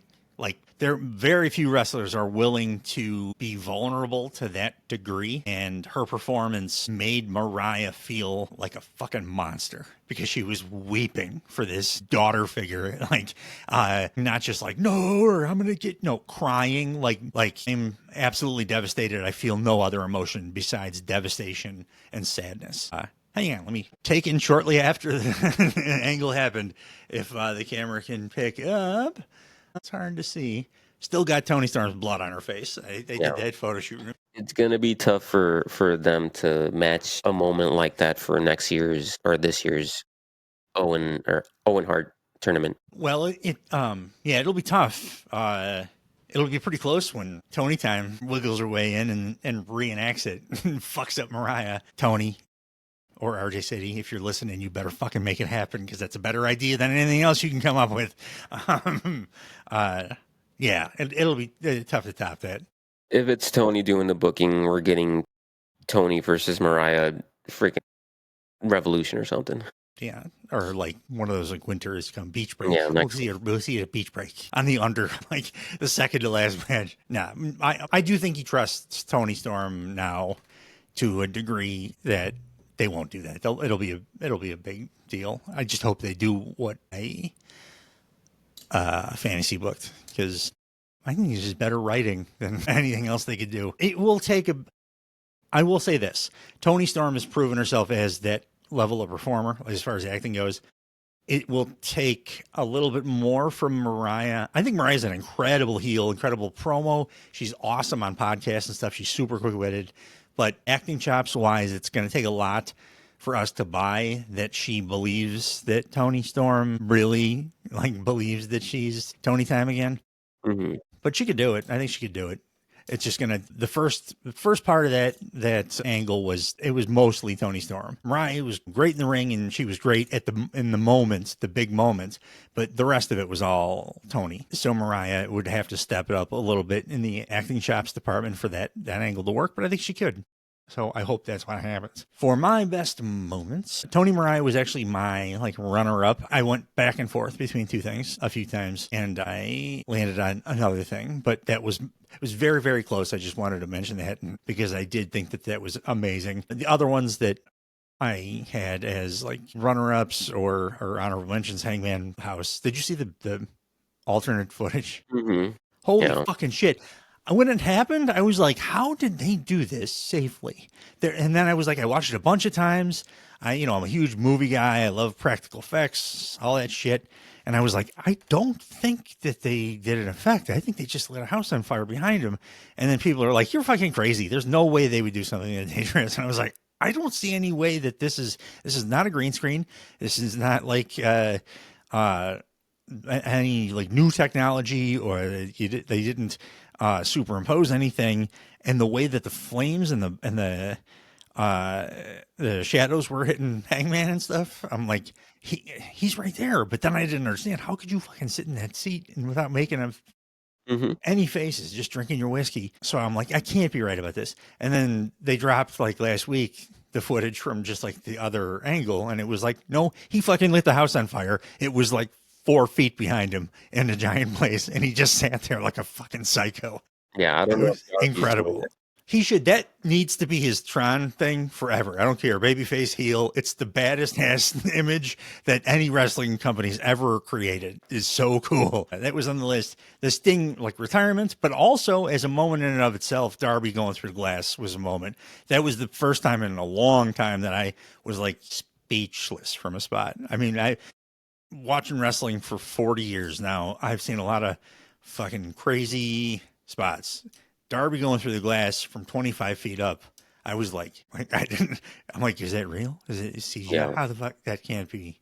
I've never seen anything like that before. So that existed. But my moment of the year may be kind of a surprise. The great one, the final boss, The Rock, whipping Cody's ass out in the rain. Yeah. It felt surreal to hear The Rock swearing, because it's The Rock. We've been watching him come out and just do his Poontang Pie, chant his name nonsense on TV for his one-offs forever. He doesn't even really swear that much in his movies, and he's telling Cody to fuck off as he whips him with a belt and bloodies him up, which blood on WWE TV up until that point we hadn't seen in a decade. Gets blood all over the belt, and then he goes and says, I'm going to give this belt to your mother at ringside. Holy shit, Rock. It also felt like he was going to throw him over that barricade into the loading dock and kill him at one point. Hmm. It was just something I never expected out of that guy. Yeah. And he pulled it off perfectly. And the beatdown itself was brutal as fuck. I mean, we know Cody likes to take a beating. He takes chair shots, unprotected chair shots to the head, and he's the last wrestler on earth that does it. So he's great at bumping that way and selling, and he doesn't care about CTE evidently. So, but The Rock didn't hold back. He didn't learn any lessons from the Mick Foley chair shots. He beat the shit out of him. Yeah. And it just was it was a WWE moment that made me flabbergasted, which they can't really do with the style of presentation that they normally do. That moment was holy fucking shit. I'm calling people, texting people, put this on. You need to see this shit. And that doesn't happen with WWE for me. So that was my moment of the year. Yeah, and everyone thought that at that moment they were switching from PG to TV-14. It was that different. Well, that shit was not PG. No. It was not PG. You don't beat while audibly swearing, while audibly saying fuck a bunch of times. Mm-hmm. Beat the shit out of a man who is smaller than you by quite a bit, out in the rain, which made it feel authentic. bloody him up, lightning in the background, like in a loading dock. It was nasty. It was awesome. And in Chicago. Of course, it was in Chicago. Best American wrestling crowd in the world. They were lucky. Was it at the? Give me 1 second. Oh, no, go for it. He's the man called Ming. The man called Ming. He's the man called Ming. I'm just entertaining myself. I don't know what we're talking about. The Rock beating the shit out of... And The Rock did give the belt to Cody's mom, too, I think, right? At Mania? He present the belt? So, yeah. It didn't look like blood anymore. It was brown, much like when the Bucks bloodied up Darby. Bloodied up Darby with the white suits. And then wore them for too long, and then it looked like chocolate and blood anymore. That's the way that blood operates. Story/angle of the year. What you got? All right, so I got Cody finishing the story. Fletcher and What Ospreay. story? What story? Sammy's story. His fucking story was, I'm going to sign with WWE. That's the story. You know what? Dusty wasn't even a fucking Fed guy. Sorry. No, I don't know what you're talking about because I don't think that I was brainwashed by WWE. His story was, I got my ass kicked by Roman and then I wrestled him again. No. That's the story. You want me to give you a Sami Zayn story? Because I'm going to have to write a fucking book to tell it. That's a story. The story goes back to Cody having to do freaking Stardust. That's a wrestler's career. Everybody's got to do bullshit at the beginning. And then going to AEW, shitting on Triple H, all that. But now Cody's finishing the story. Fletcher and Ospreay's fallout. You know when Cody finished the story? When he fucking started the only other big American promotion in pro wrestling. That's finishing a story. Going back and winning an arbitrary title off a guy you probably didn't even know. I'm sorry. I'm being an absolute dick because I love Sami Zayn so much. Yeah, Fletcher and Ospreay's fallout. Mariah and Tony's story. Punk and Drew's blood feud. But my main story was Bryan Danielson's last shot at the AEW title. It's a good one. I thought this was an incredible storyline that had plenty of time to develop into something that could become like a historic moment for Bryan's career. I think that the storyline didn't just include Bryan and Swerve either. It also included like all the wrestlers that Bryan chose to have like amazing matches with during his like potential retirement tour.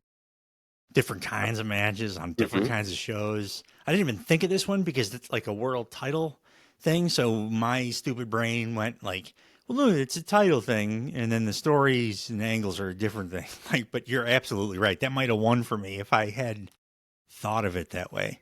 Because the story even continued post the title win because every match he had after that was a potential retirement match. Great story. It kind of dominated the whole year for AEW. If you really think about it, like the stretch of matches alone make it such a special storyline. But then, like all of it all culminates into that title versus career match, and I would have been okay if Bryan lost there too, because at least he was going out on his own terms. So I thought he was going to lose, and I was like, for months prior, I was like, Danielson's winning. He's winning the title, and then he's going to retire. He's winning the title, then he's going to retire. And then like 2 weeks before, which is great storytelling, because it had the effect that it should have. I was like, Swerve's going to win this, and he's retiring in front of his home crowd, and that's going to be it. Yeah. I believed it throughout most of the match, and then they flipped me. Yeah, it was awesome. Absolutely awesome. I thought it was perfect, except for, of course, Bryan's like title reign. I wasn't too hot on that, and then it leads into like kind of like maybe the worst story of the whole year with the Mox and the Death Riders. They could have done that a million different ways that would have been cool and worked better. That's been a misstep the whole time. I wish they'd stop dragging it out. Yeah. Because I like the idea of his friend turning on him like that too, like in a way that it was like more brutal. And I thought there were some bad faith people who were like the bag on the head thing, like yeah. Except we've seen that in every fucking mafia movie and like 20 different video games. And by the way, it is a way that people kill each other all the time. People acted like, oh no, that's not something. like, yeah, he could have torn it open, but so could the people that have been murdered that way throughout the course of human history. But like beyond that, yeah, that stuff's not a hit. But other than that, the Danielson thing, man, I wish I would have thought of that. As my brain compartmentalizes like world title things. Is they don't need a story. That is their thing. Yeah. I like it, but that had a built-in additional story that was amazing. Excuse me. Any like runners up or anything? Just Oh yeah, no, I did have the runner up was probably Punk and Drew. hey, mine too. So yeah, I only had two. I had the same thing. I had one runner up, one story. Punk and Drew, and really only because of like 4 different promo battles and then the Hell in a Cell. I think everything else was underwhelming, particularly in the ring. Particularly when they were doing story stuff when one of the guys wasn't in the building. It was boring to me. All You of know that was what really boring. sold it, I think, was Drew and his social media activity. Drew's social stuff added to it a ton. And Punk couldn't keep up with him. He usually can when it comes to social Yeah. media. And Drew matched Punk in the we are both out here in the ring or in the ring and like outside the ring or whatever. But like face-to-face promo battles, I've seen like 3 guys in Punk's fucking career, like Samoa Joe, MJF, Drew, hold their own and win a couple of those promo battles. Drew, like his coming out party as a promo, as an in-ring promo battle guy. I hope they let him continue to do that because he's Punk level on that. Those were my favorite things in the feud, in the entire feud until the blow off, until the Hell in the Cell match, which was the best thing about it for me. But like those promo battles, absolute wonderful. MJF, CM Punk level, amazing. These guys respected each other. Punk did not respect Drew to start either, I don't think, because of the way that he was doing his promo. He was doing his old CM Punk stuff where he's trying to get, like, say stuff that maybe Drew doesn't want him to say on the air. But Drew was like, water off a duck's back, and I'm coming back at you with something fucking harder. And he just is so quick-witted. I don't think Punk was expecting that, and it led to a lot of great stuff. Unfortunately, it went on for 900,000 years, and the matches were not that great until the last one. So, like, that's the only thing that kept it from being the... And they were fighting about a bracelet. About a bracelet. That was stupid. I don't blame them. That's some dumb writer or dumb Triple H. Just have them fighting about hating each other, because that felt more real and felt like a driving force. I don't need a MacGuffin that's a fucking bracelet. Make it a wedding ring or something, at least, for Christ's sake. My friendship bracelet is something like my 10-year-old daughter's best friend gave me for Christmas. Like, who gives a shit? Just, they should hate each other. They obviously have said a lot of stuff about each other that's very disrespectful. And they've ruined big moments in each other's like career over the course of this story. But anytime they were in a room together, it fucking ruled, except for all the matches until the Hell in the Cell, which then was my favorite V match in a decade. So that was the runner-up for me. My story/angle of the year was Swerve Strickland versus Hangman Page. I understand that it started in 2023, but it carried over well into 2024, and Hangman Page burned Swerve's fucking house down for real, and it was awesome. And the best like visual thing, like sketch or gag or out of the ring thing like that's ever been done by a million miles. Fuck every Bray Wyatt swamp match or Undertaker graveyard thing or whatever. Hangman Page burning that house down for real and then sitting there like a fucking ice cold serial killer sipping his whiskey 4 feet from a blazing inferno angle of the year. And those guys, like, now because of that, because of everything they've gone through, at any point in their history, you can bring them back together without having to say a word. And it's the hottest thing going. Yeah, that's what makes it like probably the best rivalry in the last decade. Yeah, best rivalry, I think, in their company's history. And there's not too many in any other companies that I can think of that are that intense. Triple H, Mick Foley, late 90s is probably the one that's closest, but that's about it. Next up, most improved player. I only have 2. I have a 1 runner-up and then the winner. What do you got? I have 3, but you know what? I'm adding a 4th just because of what we were just talking about. McIntyre. I feel like his Ooh, fuck. Can I have one character now? development, Can I? just for his presence alone, I feel like he's most improved as a top star. He was already a top star, but now he's known as a mic guy, you He was know? not a top. He was. People called him. They really wanted to say that he was a top star Yeah. for a long time. Now he's the top. He's the top star. I don't like since he came back. I don't think they're booking him quite like they should be because he feels when he comes on screen like the fucking man. Mm. So put him in a thing that makes him feel like the man. I wouldn't mind as much as I said I was bored with the thing. I wouldn't mind if Drew won the belt off of Cody, and then the Yeah. WrestleMania match was a fucking dog collar or something. Punk and Drew for the world title, Yeah. the undisputed world title. Like, Yeah. come on! After that Hell in the Cell and all that they've done and said to each other, you telling me like 2 months of in-ring promos leading to a brutal match? They're never gonna close WrestleMania with like a bloody monstrous thing. But boy, would it be my favorite thing they could do. Mhm. I can't believe That's I didn't think money. of Drew. You bastard. I didn't think of him either until now. Next one is Anna Jay, and my runner-up is Dominic Mysterio. So for similar reasons, like his presence, his heel work, yeah, I think that he's got to be up there. Although, you know what, like I'm not sure if you read ESPN's like best. I don't know if it was like 30 wrestlers under 30, and they had Dominic Mysterio as number one. Like that's a bit much. That they need to. Somebody needs to check in on the guy that wrote that article. Yeah. Come on, I agree, and I just wrote it down too because your choices were better than mine here. For as far as well, not, I mean, it was more extensive than mine, but like, yeah, you have to put Dom on there. You don't think of him right off the bat, but shit, dude. Even in the ring, the guy, his offense is never going to be great, I don't think. But like, he's one of the best bumpers in the company now, and he couldn't do jack shit before. And in the last year, he's one of the best bumpers in the company. And then everything that goes along with the ring stuff, he's like top tier. He is a Mhm. great actor. He is like he sells emotion, like when he was first trying to avoid Liv, and then that first time that she like went in to kiss him, and you could see his defenses breaking down from like no no no to like stars in my eyes. I'm falling in love with this girl. Like it's Mhm. hard to do. And he's a Yeah. sweet kid in real life, so I want to root for him. Hmm. I like him as a person.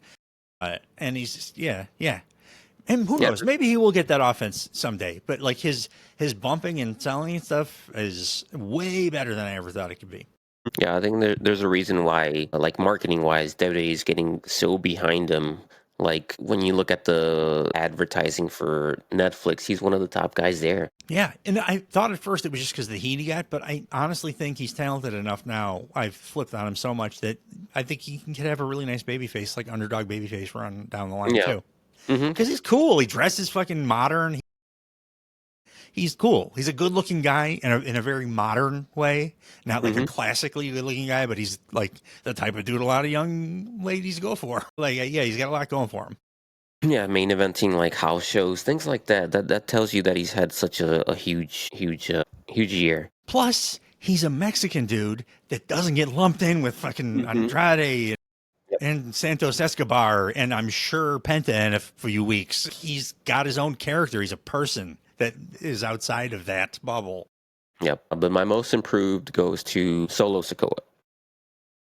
I think Solo was given like an impossible task right after WrestleMania to fool the viewers into thinking that he's a believable replacement for Roman Reigns, and of course he's not. So he's gonna fail miserably at first, given that they didn't even let him cut a promo before this, or wasn't like on a crazy losing streak at house shows, things like that. So even though it did take him a while to come into his own and to create a new version of himself and a new version of the tribal chief, the improvements were like so drastic that I can't help but to acknowledge his, the work that he's done. Yep. I Acknowledge love him. you so. I love you, Solo. And now it almost seems like the Roman comeback that he's had doesn't happen without Solo.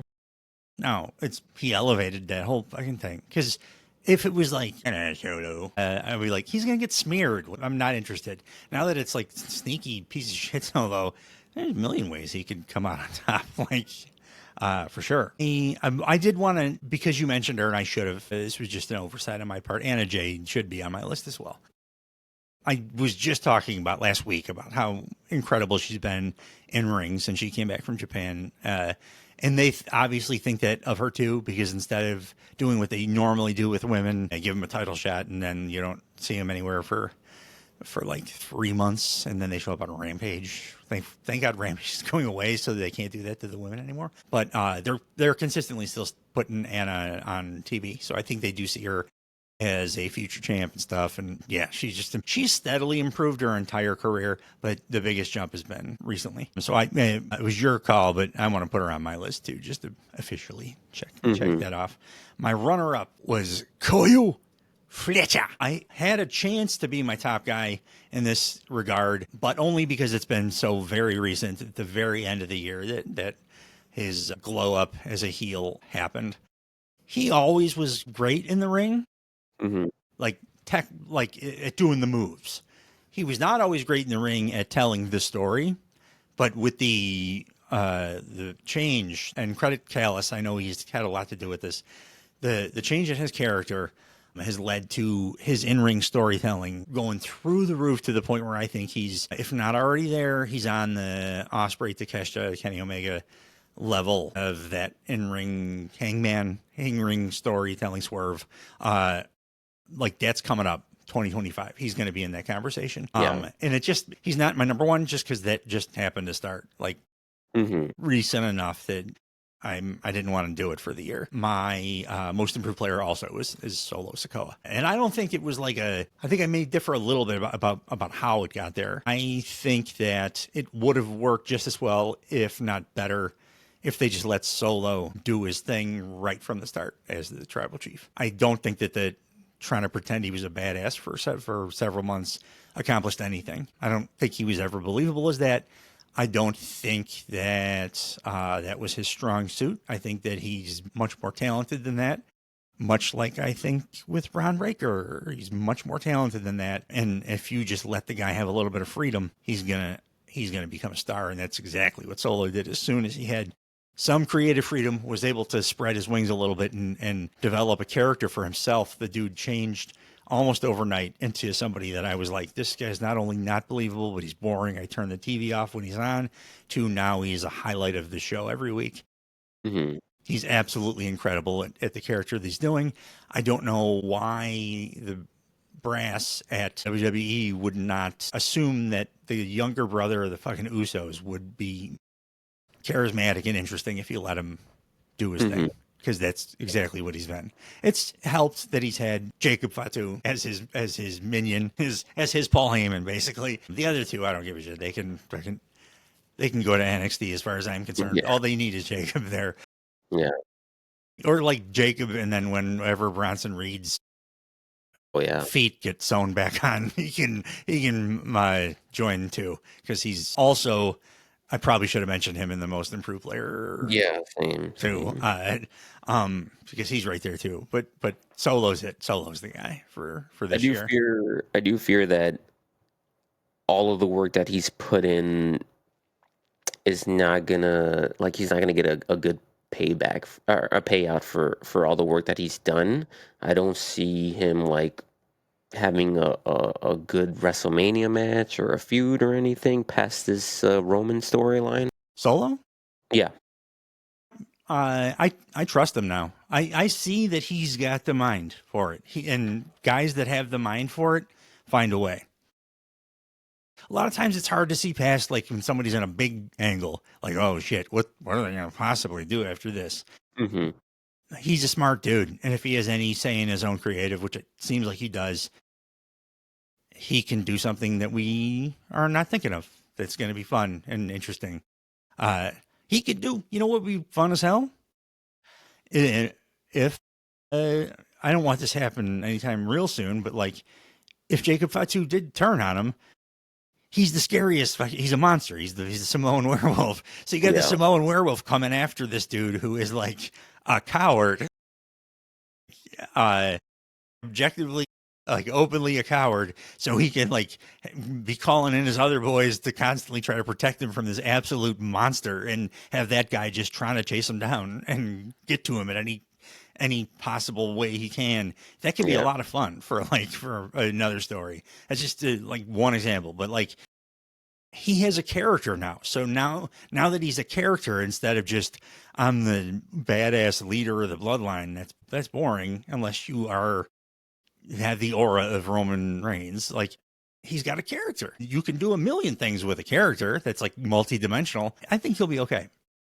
I'm a little worried about Bronson. He's doing his best on social media to keep his name out there and stuff. I just hope when he comes back they do something like let him murder Cody or something to remind people, because he was really killing it before he got hurt. Next up, which I do think it is very different than a most improved player. Breakout star of the year. Yeah, I got quite a few for this one. I got the Beast Mortos, Dominic Mysterio once again, Joe Hendry, Jacob Fatu, Gabe Kidd, and my runner-up was Kyle Fletcher. But breakout star, I immediately thought of Mariah May again. I think out of all of these people and all the pushes, no other wrestler attained the level of success that Mariah did this year.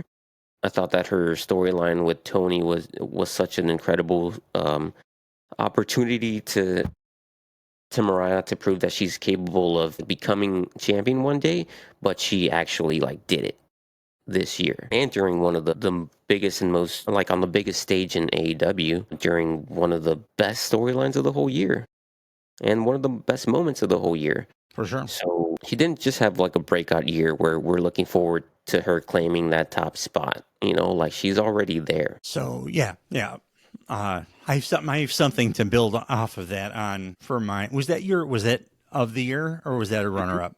Okay, it was No, just that was of her, the year. yeah. Okay, so yeah, I can't really argue with that. There's a couple of guys you mentioned that I do want to say that I like huge respect for, and I have good things to say about. Like the Beast Mortos, I think is about to have his breakout year in 2025. I think it's just a matter of how you define breakout. I think this is the year that they recognized what he is capable of, and then this year, now that we're on the first, I think this is going to be the year that they give him a story or a title reign, something that is okay, you have arrived. Yeah. We're seeing him a ton more, and we get to watch all these kick-ass matches with him, and I think that is going to lead to his actual breakout. One of my runner-ups was also Dominic Mysterio, because of all the things we said. Again, I mentioned for Kyle Fletcher, but for the same reason. Like, yeah, he did break out, but it was like in the last month. So I would lead that more to 2025. That's when he's going to get his big title reign or whatever, or become the top heel in the company if he's not there already. Yeah. It's just so recent that I didn't want to give him like the breakout of the year. Shout out to Mariah. Jacob Fatu, like, I don't want to call what he is a breakout, because I think that he, when he does break out, it's going to be way bigger than what he is now. I think he's like shown us that he has all the shit you need to be one of the top guys. Yeah. And that's why I had him as rookie of the year, because it was like he came in and was immediately awesome. And what that immediate awesomeness is going to lead to is eventually a breakout where he's on the fronts of posters and stuff. So my question was, and I should have looked this up, did Tony Storm start doing Timeless in 23 or 24? Pretty sure 23. Okay, so yeah, I left her off, but then like later I was like, shit, is she? Because if she was, much like Swerve, his shit started in 23, or else I would have put him. But like the breakout continued through 24, but it started late in 23. So Tony and Swerve, same kind of thing. I think you're going to be surprised by my choice though, but I have sound, I think, logic behind it. Breakout star of the year, and for me, there was not a close second. Yeet, baby. Main event Jey Uso is absolutely the breakout star of the year. He's a guy I never in a million years would have seen as a top guy. I thought it was a joke when they named him main event Jey Uso, like a rib, like legitimately making fun of him, because like, no way.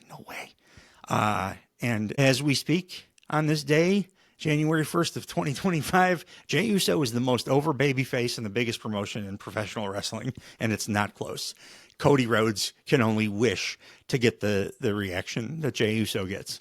I don't give a shit about that he can't do a splash or a super kick. I don't care that he doesn't seem as interested in the ring anymore. For what he's being asked to do, he's the best on earth at it. The dude is over as fuck. Every time he says a word in front of a live crowd, people hang on it. He can make an entire crowd repeat anything that he says. He's got the most over catchphrase, and he's also just electric when he enters a room. His promos are the most underrated in all of pro wrestling, and he's the only guy on any roster that when the dude's music hits, it gets drowned out by the sound of the crowd. I can't believe how incredible a job Jey Uso has done at getting over and making himself into an absolute top tier star. But does he have a story like Cody does? He's got like a way better story than Cody does that spans a decade in the company that involves his twin brother and getting turned on by the man that he respected and saw as the head of his family, and then bringing in at first not trusting an outsider in Sami Zayn, and then befriending him to the point that when everyone else turned on Sami in his family, Jey was the only guy that abstained, because Jey was the true heart and soul behind the actual family members of the bloodline, which helps it endear him to Sami and continue his friendship with him in a believable way to this day. Also, he seems like fun as hell to hang out with. And unlike Seth Rollins, he wears over-the-top kind of gear, but it's cool shit that has some thought put behind it and fits his character. He has like a stupid toddler haircut, but it looks good on him because he's unique, and all the kids love him too. Like, he's the top babyface. If you put the world title on him right now, do you think the crowd would be unhappy? Like, if he won the world title even at WrestleMania, main event WrestleMania, wouldn't be my choice. But like, if you did that and put the world title on him, the fucking roof would blow off that place. He's the most over guy in the company. Yeah, no, he definitely killed it this year. I think I didn't put him on this list because I thought I had the same thought process as I did with like Storm and Swerve. I thought that their breakout started last year and carried on to this year. But even then, like, Jay still like had like a part two, you know. He had what I thought was a breakout 23 into the first few months of 24. And then I realized when he had his actual breakout that wasn't a breakout. What a breakout was like, oh, this guy became a top tippy top level star. It coincides with my own personal opinion. If you remember our texting, I used to make fun of him, talk shit. I thought he had the worst WrestleMania singles match in like a decade with his brother. Hated him. I was like, I can tell you so. And then this was into 24, like 3-4 months in. I was like, Jey Uso's kind of fun. And like the next week I was like, Jey Uso can talk. On the mic, he sounds more natural than like almost anybody. He does the natural thing like Punk does. And then like a month later, I was like, Jey Uso's my favorite thing on WWE television, and I don't care that he can't wrestle. And then he actually had a couple good matches, like the Braun match and stuff.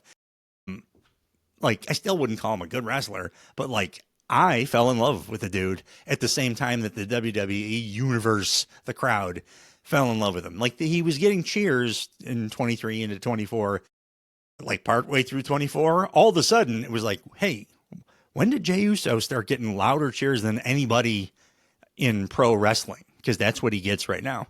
He has an entire crowd doing his thing, like, and screaming their heads off every time he comes out. Like, I didn't see it coming, but I didn't see myself starting to love the guy either. And both of those things happened. And so I had to make it him. That was my biggest, I think, surprise of my list as a professional wrestling enthusiast.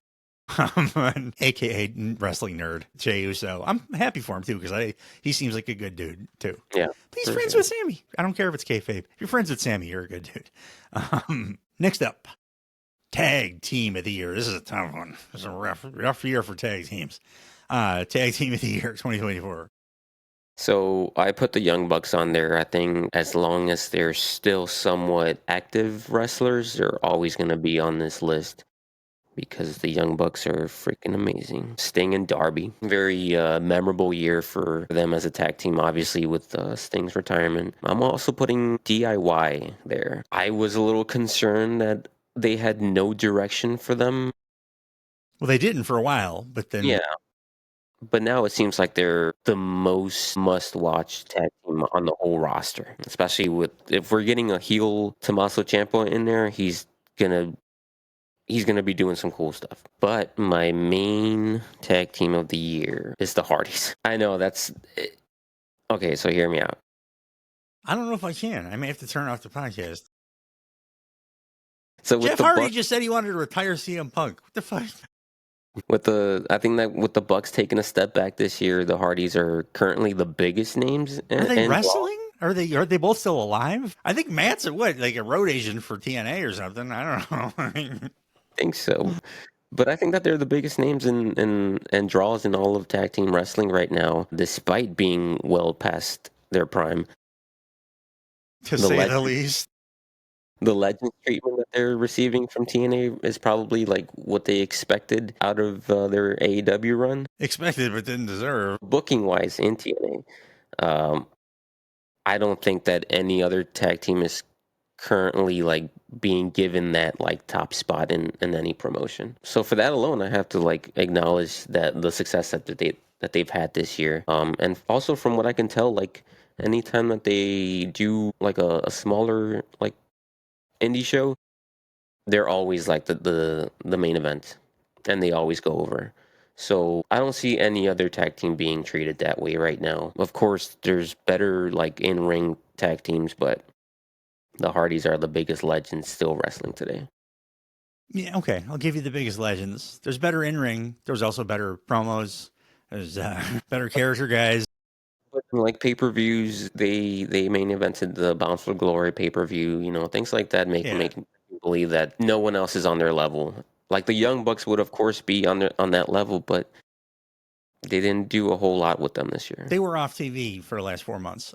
This is the only one that you're not going to get. I could convince me. I'm not going to say I understand. I understand the way you're thinking. I just don't think that way whatsoever. I think they're well past their prime. They use their politicking to get themselves in a position that they want to be. I think they tried to in AEW and didn't pay off, and then they got bitter about it. I don't like them as people, so there's that too. I can't deny their, legendary status. I think that Jeff is super unsafe at this point, but this will be the one that we just agree to disagree on. I did have a few interesting, I think, thoughts as far as because it was a fucking shit year for tag teams. You just picked the Hardys, the tag team of the year. Yeah. It was a bad year for tag teams.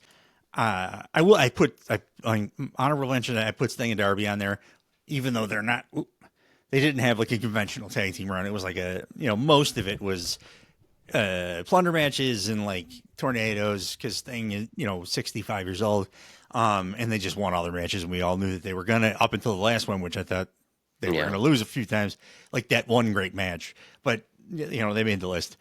DIY, I think, had the best conventional, full longest year, because it built from kind of dog shit to much better story. Mm-hmm. We got this. We're getting to see now some of the brilliance that we all miss and knew and loved in NXT Black and Gold. I think they're going to have a big 25. Speaking of big 25, this team would have been my team of the year if the thing that happened would have happened 8 months earlier. New Day. It's a new day. Yes, it is. It's a Motor City Machines.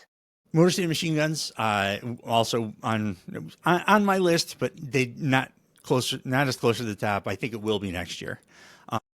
Just because I don't watch it on TNA. So I've seen them perform quite a bit, but and I mean they've been wrestling for 20 years, whatever. But New Day, if New Day would have done that heel turn and all the subsequent shit they've been doing, the heel stuff is unbelievably good. Not surprising, those guys are brilliant. If they had been doing that for more of the year, I would have given it to those guys. I think probably. My tag team of the year is, and this is because I think a lot of people forget that the year is 365, the Young Bucks. The Young Bucks for the first half of 2024 were far and away the best tag team and maybe the best act in AEW. Mm-hmm. When they came back with the suits and the new attitudes and the Matthew and the Nicholas and the changed ring style and the new promos and the stuff that Matthew Jackson was doing, it was better than anything elite adjacent otherwise that they had done for years. The only thing that hampered the Young Bucks from like being the absolute very clear tag team of the year for me is Tony Khan decided that for 4 or 5 months he was just going to not put them on TV anymore, inexplicably, because they were just as good in the private party match like as they ever were. So why the fuck was I not getting to see him? And I'm not going to punish him because of a decision that Tony Khan made for whatever. When your tag division is at the weakest it's been in the company's history, why would you take the best tag team of all time off television, especially when they have an awesome new gimmick that has gotten very over and getting a lot of heat? But for the first 6-7 months of 2024 and the work they did there, they are my tag team of the year. Yeah, the EVP stuff was amazing. One of my favorite moments was during the Blood and Guts match when they're playing the final countdown and one of them was like, "What? Turn this off. Can we even afford this?" Matthew's the brains behind the operation. We were talking about the book recently. I read it a couple years ago, and I think you were in the process of or had just finished it. That even more so. I was just a vibe I got for many years, but the book kind of read to me like Matthew was writing most of it, and I've always thought that he's the brains behind the operation there. I think Matthew Jackson could run a wrestling company. I think he's probably the guy that lays out their matches the way that they're the best tag team ever at laying out wrestling matches, at bringing the crowd to where they want them to be when they want them to be there. Not that Nicholas is a slouch in that regard. He's just more physically talented and is able to do the better spots. But Matthew's better at the little stuff, the stuff in between the moves, the facials, the acting. And then when you hear him talk, you're like, yeah, you're the brains. You're the guy that's putting this stuff together, I think. Yeah. That book was. It didn't come out this year, or the last year, but it was by far my favorite wrestling book I read all year. It was my favorite wrestling book I read since Mick's first one, I think. When Mick wrote that first book, I mean, you were too young if you were born, because it was like 98 or something. When that first book dropped, it was like a revelation because it was the first time a wrestler wrote a book. It was always like a wrestler, especially WWE guys, like telling a ghostwriter the basic plot points and then the ghostwriter writing in not their voice. Mick wrote that thing. You could hear Mick's voice in it, and he didn't hold back anything. He was honest and truthful, which didn't happen in wrestling books. It has happened subsequently, but that was the first one where I was like, holy shit, I read it like 4 or 5 times. And the Bucks, it was like that. It was like that. They talked about everything, about how they decided on doing the gimmicks that they did and how they developed into the performers that they are and why they took the career path that they did and their failures and all that stuff. It was incredible. And also, like I mentioned to you, I thought Rancho Cucamonga was a kayfabe place until I read the book, and I was like, yeah, they just happen to be from a cool sounding place for like dipshit heels to come from. It was like if Mick really would have been from Truth or Consequences, New Mexico. Like, but they're still my tag team of the year. I don't give a shit. They're the greatest tag team of all time, and they had a great half a year. And like FTR hasn't done anything, so I wish they would have done a little bit more earlier with Private Party, because I would love to give it to them because they had the moment of the year as far as the tag teams go. But they didn't. They got like wrestling when Quen came back. They had a couple of subpar for them matches on like Collision. Then John Moxley broke Zay's hand, and then they started like 3-match feud or 2-match feud with the Bucks, and then they won the titles, and it was awesome. But that all happened. And then a subpar title reign so far. And then they haven't defended it until like this week. So yeah, I would love to give it to them, but man, no can do. So it's the Bucks again. I mean, best of all time. Wrestler of the Year in the women's division. This one was super easy for me, and I didn't even do any runners up. But what do you got? Yeah, it was pretty easy for me too, but I got a few runner-ups. I got Athena, Jordynne Grace, Rhea Ripley, Liv Morgan, even though I'm still not sold on Liv Morgan, but I acknowledge that she's had a decent year, and Mariah May, of course. But my award goes to Toni Storm. Toni was basically untouchable when it comes to character work this year.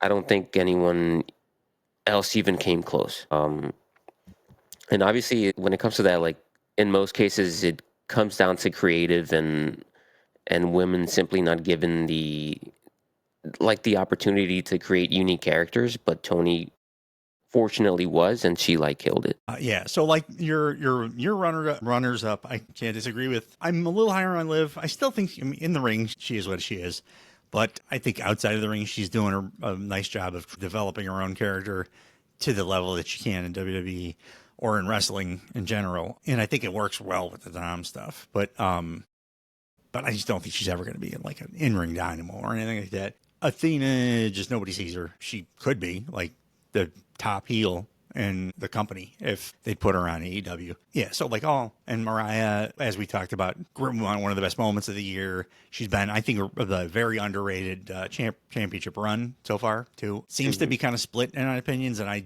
don't understand that. I think she's done a great job both in ring and out, but Timeless Toni Storm's obviously the women's wrestler of the year. I don't think I've ever seen a female wrestler develop and evolve and have depth to character ever in my life to the level that Toni Storm has this last year. Yeah, Not just compared to contemporaries, compared to the history of North American pro wrestling. Yes, it's happened in Joshi in Japan, like in much greater depth, all that stuff. But like, I don't live in Japan. yeah. I have never seen anything like this before. She's the best character, most fully actualized and realized, best performed that I've ever seen in the women's division. So yeah, she's the women's wrestler of the year. And on top of the character stuff, she was champion for most of the year too. She also fucking happens to kick ass in the ring. I didn't even mention that. It's my favorite thing. But like, her hip attack is the most brutal looking strike in pro wrestling. I don't know how it doesn't concuss every single person she does it to. And she knows how to lay out a match. And that shit she had in place already before she decided that I'm going to redefine what character is for women's wrestling. Mm-hmm. So she kicks ass. And I can't wait to see how this develops going forward with Tony Time.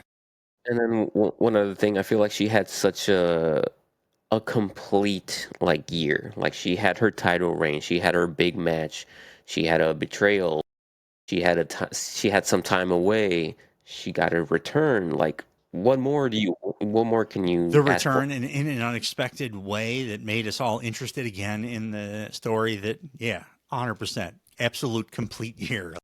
If you were gonna like whiteboard a calendar year for a performer, like this is the template. Like Tony's Rare. it. Rare. Doesn't happen. Shout out to Willow Nightingale, Roxanne Perez too. I had them on my list. Absolutely great years for similar reasons to each other. But Toni Storm transcended the women's division in any company. Yep. Our final award for the year, because we already did our match of the year, I think that would be the main one for me. But our wrestler of the year in the men's division, who you got? So I got Zack Sabre Jr. Great year for him and for New Japan. Cody Rhodes, same thing. Great year for him and great year for WWE. But my top three have to go with the three guys that I've mentioned before, who've had an amazing year. And it was tough for me to choose my top one, but my runner-ups are Bryan Danielson and Swerve Strickland. And my top spot goes to Will Ospreay. Ospreay for me it was a year for the history books, like having instant classic after instant classic. The man only does 5-star matches.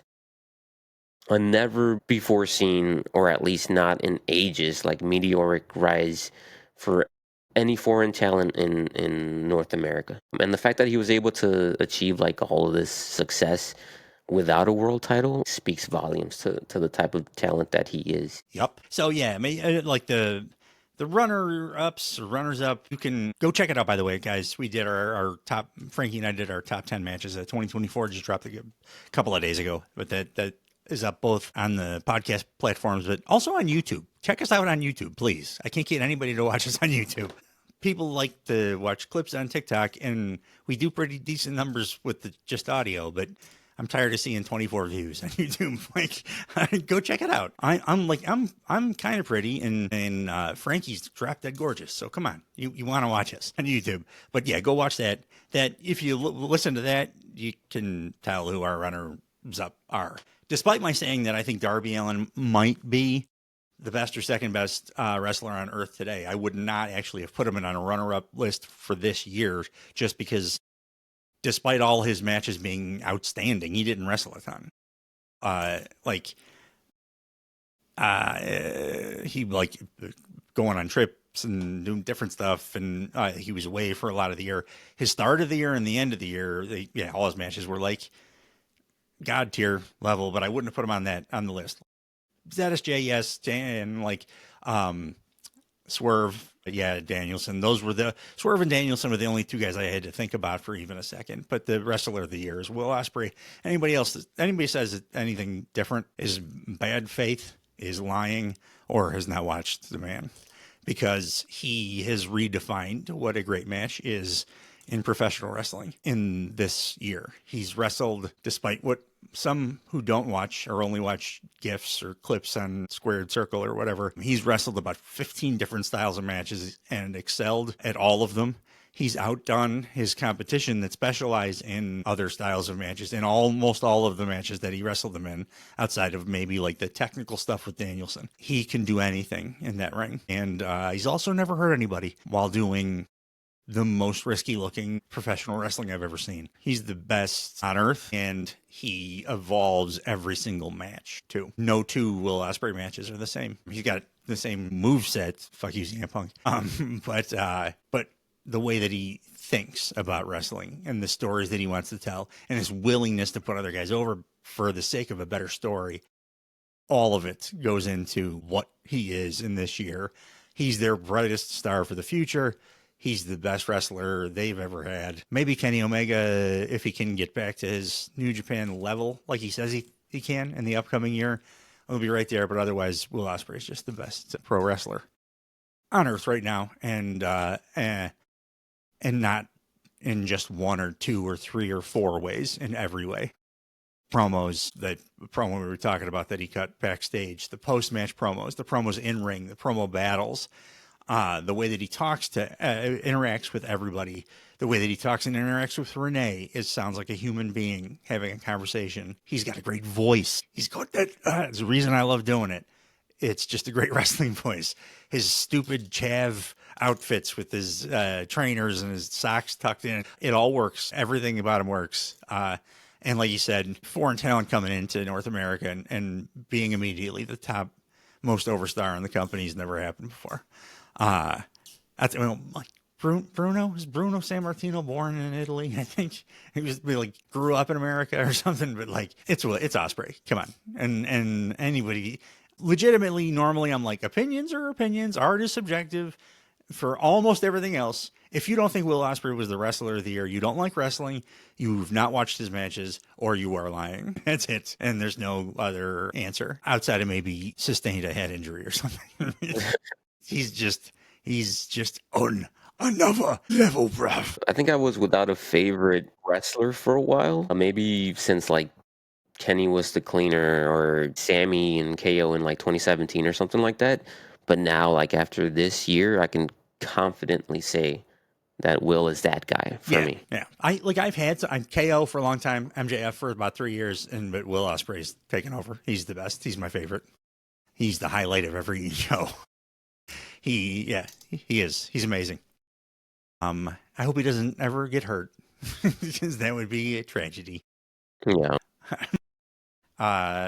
So that's it for the 2024 first annual Blue Thunder Nods award show. So hopefully we can do this again next year, where I can say Will Ospreay is the best wrestler of the year again, very likely. outside of like some tragedy that I don't see coming. But you know what? I think 2025 is going to be a bright year. Just looking at it as a number feels like a better vibes. Like 2025 looks good. Looks like a year that's going to be good for us, for life in general. And I wish that for you, all our listeners and everybody else around the world. And for you, Frankie, I wish you a happy new year and that you have a wonderful, fruitful, and pro wrestling filled 2025. And I look forward to working with you going forward for the coming year. I think we're going to have a big year in 25. Thank you. Likewise, I've had a great time doing these shows with you, and I'm hoping that we continue strong into this year. 100%. So for next week, or it's on a short week, we're going to be doing Dynamite, recording this weekend, and it'll go up on Monday. And then the following week to coincide with the big launch of WWE on Raw on Netflix, which they are advertising as a WrestleMania level show. We'll be doing a WWE review show there, so I'll get to make my jokes there as well. But I expect that show to kick ass. It looks incredible on paper. So yeah, back to AEW for next week for our regular review. I will have probably later today a match of the week. And we may end up splitting that up and then releasing them one day after another, but we'll still be doing match of the week to coincide with all our regular episodes. I'll have one for you, Frankie, a little bit later on today. And back to the regularly scheduled programming. Thanks, guys, for a great 2024 and for sticking with us. I sure hope that you continue to, because boy, oh boy, do we love pro wrestling.